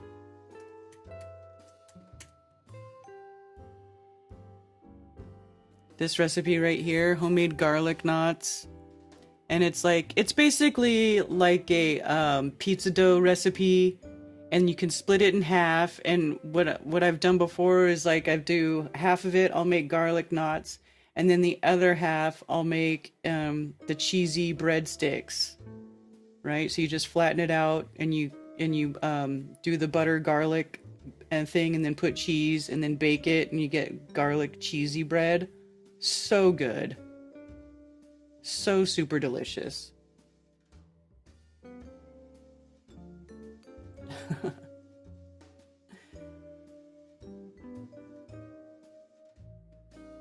I just worked out how long it would take you to do Coffee Talk episode 1111. Oh my god, how long would it be? It'd be like freaking 20 years or something, I think.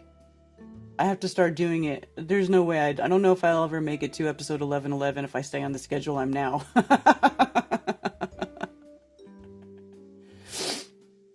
Alright, you guys. Jalapeno and cheese. Yeah, I love that too. Pastries. Okay, I gotta go. I gotta go stuff my face.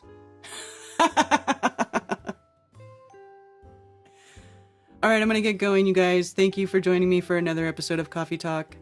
I love you guys. I thank you for not everybody simultaneously losing your mind like what seems to be like, I don't know, 75% of flat earthers. But anyway, bye for now. Have a wonderful day. We'll see you later. And don't forget, we may be doing another meetup at the Boltons in a few months. We'll get another date figured out, and we'll set it up, because we had a great time at the Boltons the other day. It was a lot of fun, but I'd like to get more people there. I think we had a little over 20 people at some point. But anyway, see y'all later. Peace. And for those who wish to send me stuff through snail mail, you can send it to P.O. Box 10, Earl, North Carolina, 28038. There are also links below for Flat Earth merch, and you can send me donations. And I do appreciate all the support. Sincerely, thank you very much. Also, please go to flatearthfestivals.com for all information about upcoming Flattoberfests and Flat Earth-friendly local meetups.